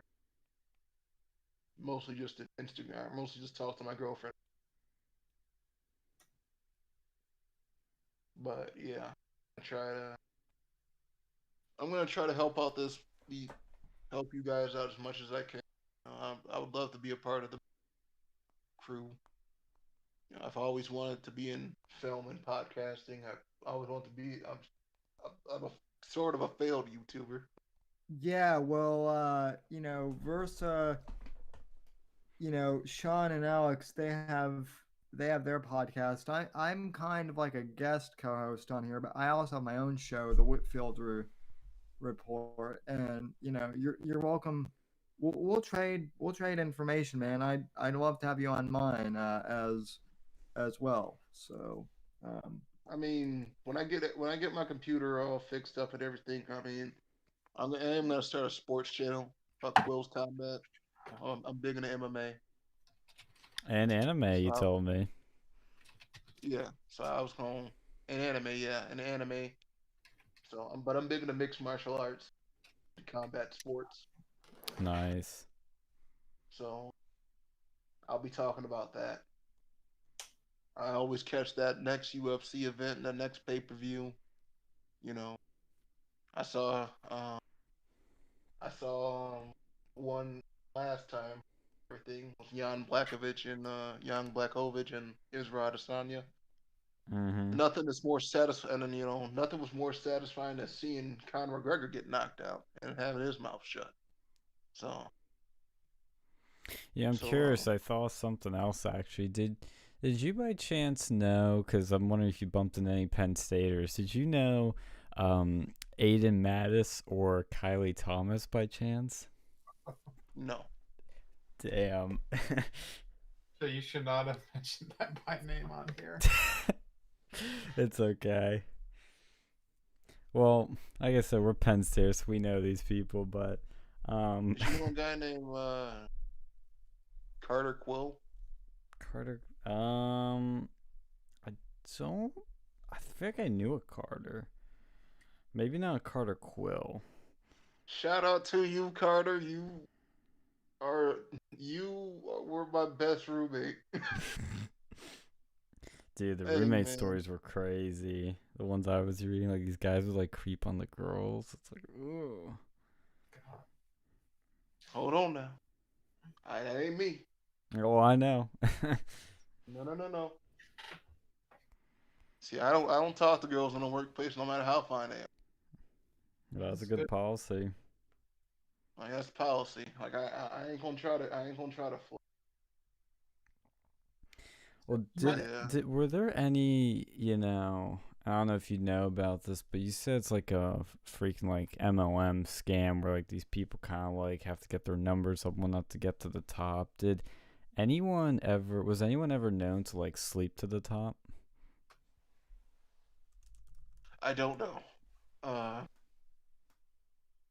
thought you I mentioned. have a person that may have, and I just mentioned this person earlier, Mm-hmm. but I don't know if she did or not. Damn. Because they All all right. talk about the Cliff stories, but nobody ever mentions if anybody actually did what Cliff asked for. I'm always curious if there's that other angle to it. I mean, some probably did. I mean, if some probably did, Mm. and just I ain't gonna talk about it because Oh, that's fine. it makes them seem, like that. So, I mean, I don't blame them for not talking about it because that's because that's your business. What you did. You could have been in a bad spot. I know if I was in the situation I'm in, and if Cliff told me, get in the bed with me, I'd been like, okay, let me think about this. No, okay, I'm fucking with you. No, I won't do that. Well, hey, nobody said if he discriminates against guys. Well, wait a minute, man. If it was, they made me do it with a woman. I'm like, dude, fuck the job. I'd have been like, fuck the job. Shit, you don't have to blackmail me. Yeah, it's just a very strange organization. The vibes I got from the people from it is they just be like so socially awkward and weird.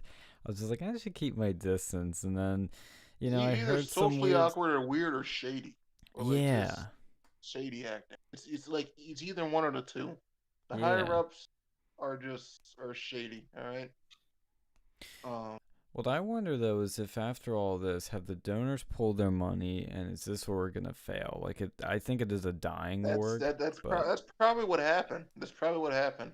that's what Actually, I that's probably think. that's probably why Justin and Cliff are gone. That's what I think. The donors started pulling, so like, all right, we better get rid of them and hope we keep the donors we have left. So yeah, I mean that's probably what happened. A couple of donors probably pulled out, and because I've talked to some people that's still working, and they don't make as much money as they used. Oh So at shit. one point you'll be making about 2,000-3,000 a month. Now, Wow. like, dude, you're barely pulling like 1,500 from what I'm hearing.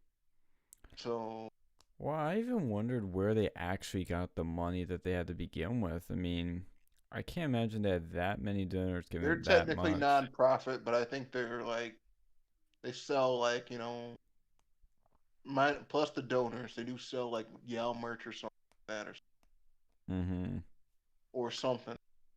I know they're technically non-profit, so I think that's probably where they get the money is from the donors.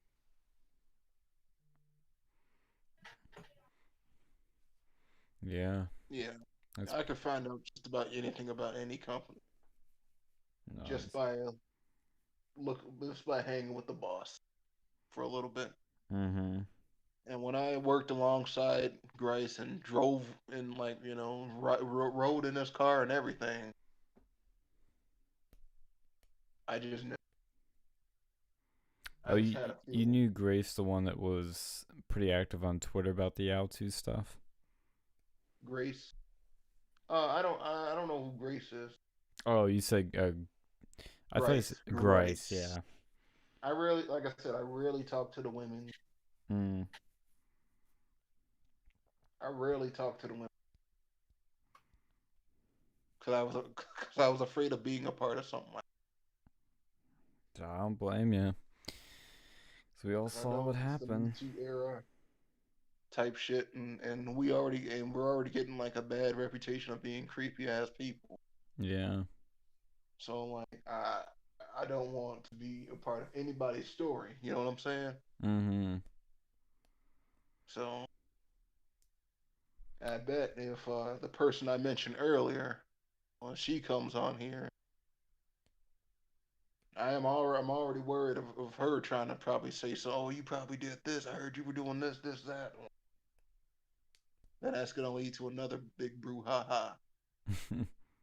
So I've actively avoided any little to any interaction at all Mm-hmm. in Yao. Because I mean, me and my friend Dio, we made a we would have this constant in joke, about being Title IX. Oh, jeez. So like, dude, we don't want to get Title IX, so I ain't gonna fuck with her. I don't want to get Title IX, so I ain't gonna fuck with her. Nope. When I was in Texas, we had a couple. We had a couple. Like it was this short Mexican and Jewish fella, and it was this Russian girl. She was straight up Russian. But she spoke very fluent without an accent or anything. She was in America for 5 years. Mm-hmm. She was a cute girl and everything too. Then they had this 17-year-old girl and everything, that came with a PragerU intern. But I refrained from talking to her. I probably she was a smoker. I probably was around when she was smoking. I smoked my cigarette. We probably said just a few things to each other. I think I told her about the predator hunting and everything. Then she tried to say, "Oh, people, 14-year-olds used to date 20-year-olds all the time." I'm like, well, that's not good. Like, well, that's not good, Lassie. No, no, no, that's not good. That's no good. All right, if you see that, let me call the police immediately. Oh man, I don't see what the big deal is. Like, See, like I've had like 30 something year old, women hit on me, but then again, like I'm in my 20s, so like that's like you're a way consenting different. adult. All right, I mean, after 18, I mean, it's fair game. I mean, 18 is still creepy, Once they hit 21, it's fair game. You can be 10 years older than her, and it won't be creepy because she's full grown. She's fully developed. She can drink. If you're like a 30-year-old dating an 18-year-old, then that's gonna be creepy. Legal, but creepy. Mm-hmm. I'm curious because you kind of hint at this a little bit, but do you think anybody made any deliberately false allegations to take people down and take them out? Yeah, I mean, when I was hinting at, I think that this person did that for that. Hmm. I believe I totally believe that that's going on. Totally believe. But yeah, I only think you should get Diego Rivera on your stream too. Yeah, yeah. If Diego's watching at this point, I hope you come on. Um, I personally haven't had interactions with him, but I've heard things about him, and He's just passionate. I mean, he's passionate. He was just going. He was just playing the game. Some of these guys are just playing the game, yeah, and I ain't nothing wrong with that. He was just playing the game. That's why I retract my fuck you to Michael Anderson, because Michael Anderson's playing the mm, all right. I mean, he's playing the game. Some of them just this is how the game works, man. It's how office politics is. Some people just know how to. If you know how to play the game, then play the game. That's how it is. But in terms of you know, in terms of keeping your word and at least being moral, you should still do that. mm-hmm, yeah. That's just my thing. But yeah, I'm hoping. I'm hoping that maybe more stuff comes to light. You think there's like way more to it than this? Oh yeah, like I said, I think there's law breaking. I think there's a whole bunch of shit. Yeah, I It believe doesn't. it. It does not stop with. I don't think it stops with Grice and Cliff and Jeff Hazy. I think it's. Like I said, I think it's within the whole organization, within all the like most of the higher ups. Mm-hmm. Well, I've had That's people my that are opinion. currently with them that keep, like, when I shared the video, they're like, "Oh, why are you bringing this up now? It's been dealt with. Grice and Maloney are gone." No, I'm you had it like, right, Grease. yeah, greasy. Like all these people are just like harshly like coming at me for certain things. I'm like, look, if you read any of these allegations, and the women coming out will say that only two people in a much bigger problem have been eliminated. There's so many more offenders Like I still said, working dude, for them. there's gonna be, like I said, there's gonna be more, there's gonna be like another evil person take its place. I mean, who's to say it's the whole organization? That's what I believe. The Yeah. whole organization. They didn't really do anything until allegations start coming to light. Mm-hmm. Yeah, they covered That's it how I up. know. That's how I know shady. When they don't do stuff right away, that's how I know shadiness is everywhere. All right, and I think about the person I mentioned earlier and how that this particular person got into the higher up. You mentioned sleeping their way to the top. Well, sleeping your way to the top. Mm-hmm. I mean, think about it. If this person did the shady stuff that they think that I was told that they did, who's to say more this ain't going on. This ain't a common occurrence. All right. And more people. There are smaller people that have gotten accused. That's been called out. All right. So the people, the quote unquote current members that are calling this out and saying, "Oh, I stand with the I stand with the victims and everything. I mean, they're covering their ass. Yeah. All right, and you know what? I'm gonna be bold and say that's probably what Michael Anderson's doing. Like I said, he's playing the game. So Yeah. that's what I think. I mean, some people, like I said, playing the game, covering their ass. Making themselves try to get the heat off of them. Hey, I'm the guy that defended you. I'm like, dude, mm-mm. Like, dude, like I said, man, I'm I'm I'm I'm that N word, man. I'm that N word that that if you screw me over and I find some stuff about you, I'm gonna make it come to light. If I find out anything confirmed, I'm gonna make it come to light.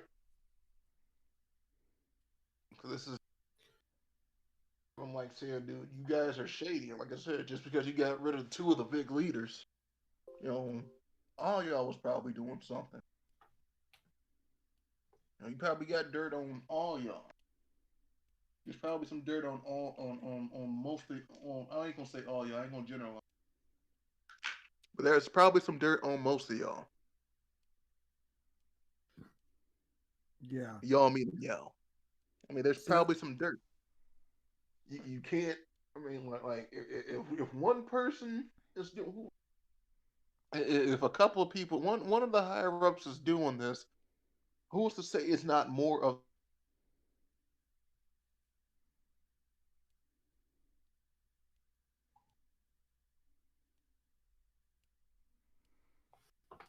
Did you have something to say, Sam? I was just going to say I think, is there anything else that you want to cover here on air? Or, anything else in terms of details? One is Hobo. Can you guys hear him? Is he speaking? Because I can't hear him. Looks like he is. It does, yeah. I think there might be something wrong with his connection. Yeah, Hobo, come on, then come back real quick. Sometimes Discord does that. Yeah. Yeah, you just have to exit the voice chat and rejoin it. But if he can hear us, we'll just put some last few words in here and wrap this up. So we're getting on 3 hours here. Pretty long, so if there's anything else you want to plug or anything else you want to say, we can do that now. Yeah, I don't think he can still hear us. Do you have anything else you want to ask Sam or Alex? Not on air. See if he comes back real quick. But Yeah. are you there, Hobo? Try Yeah, I'm here. There I we can go. hear you now. Yeah, there. Did you hear me? Now I can. Yeah, we Did you couldn't hear there what I for was a talking bit. about? Yeah, you got cut off 'cause I think your internet connection was not so strong, so we couldn't hear the last bit you were saying. But we were just saying that I was talking about the root of the problem. Yeah. So since we're hitting about 3 hours, we can just kind of wrap that up, and then we'll give some final thoughts right after that. Okay, well, I'm gonna finish my sentiment, or Yeah. Yep. yeah. I mean, they've been around since the beginning. They're the root of the problem. All right. I mean, they're the root. They're the foundation of YAL. So if they have the problems, then that problem is probably spread out to different parts of the tree. Am I making sense? Mm-hmm. So those are my thoughts. That's why I think the whole organization needs to just like there needs to be disband completely. Yeah, I agree. I think it is a systemic problem that's not going to get solved by just firing 2 people. It's a systemic rape, fraud, and abuse problem. And it's pretty bad. I mean, it's extremely bad. So, do you have anything else you'd like to share with us, Hobo, before we roll out here? Anything else you want to say? It could be anything. No, but I mean, anybody who has the Facebook, I would say share this to the higher ups. Get in contact with the higher ups. Share this to the higher ups. Let them know I'm saying that. All right, I want to make them angry. I want to see. I want them to talk to. I want to see. I mean, I want them to. I mean, if they get angry and they say, "Oh, we have a legit reason," then let me hear them. So that's why. That's why I don't want to make them angry for angry's sake. I want them to exactly explain to me what's going on. Sounds good. Well, thank you for coming on the show, Hobo. And thank you, Sam and Alex, of course, for joining me as always in this endeavor. And we're going to keep covering this if more stuff comes out. And maybe it will in a few weeks, maybe a few months, maybe a year. I don't know how long it'll take, but we'll keep covering it. And anything else that comes out in terms of any scandals with any organization, specifically with the right, because we believe it's important to clean house of all the trash, all the bad actors, so that we can be a stronger, better movement. And simply too that when there's bad shit happening, I just feel like like Alex said, you can't just sit around and just be like, oh, whatever.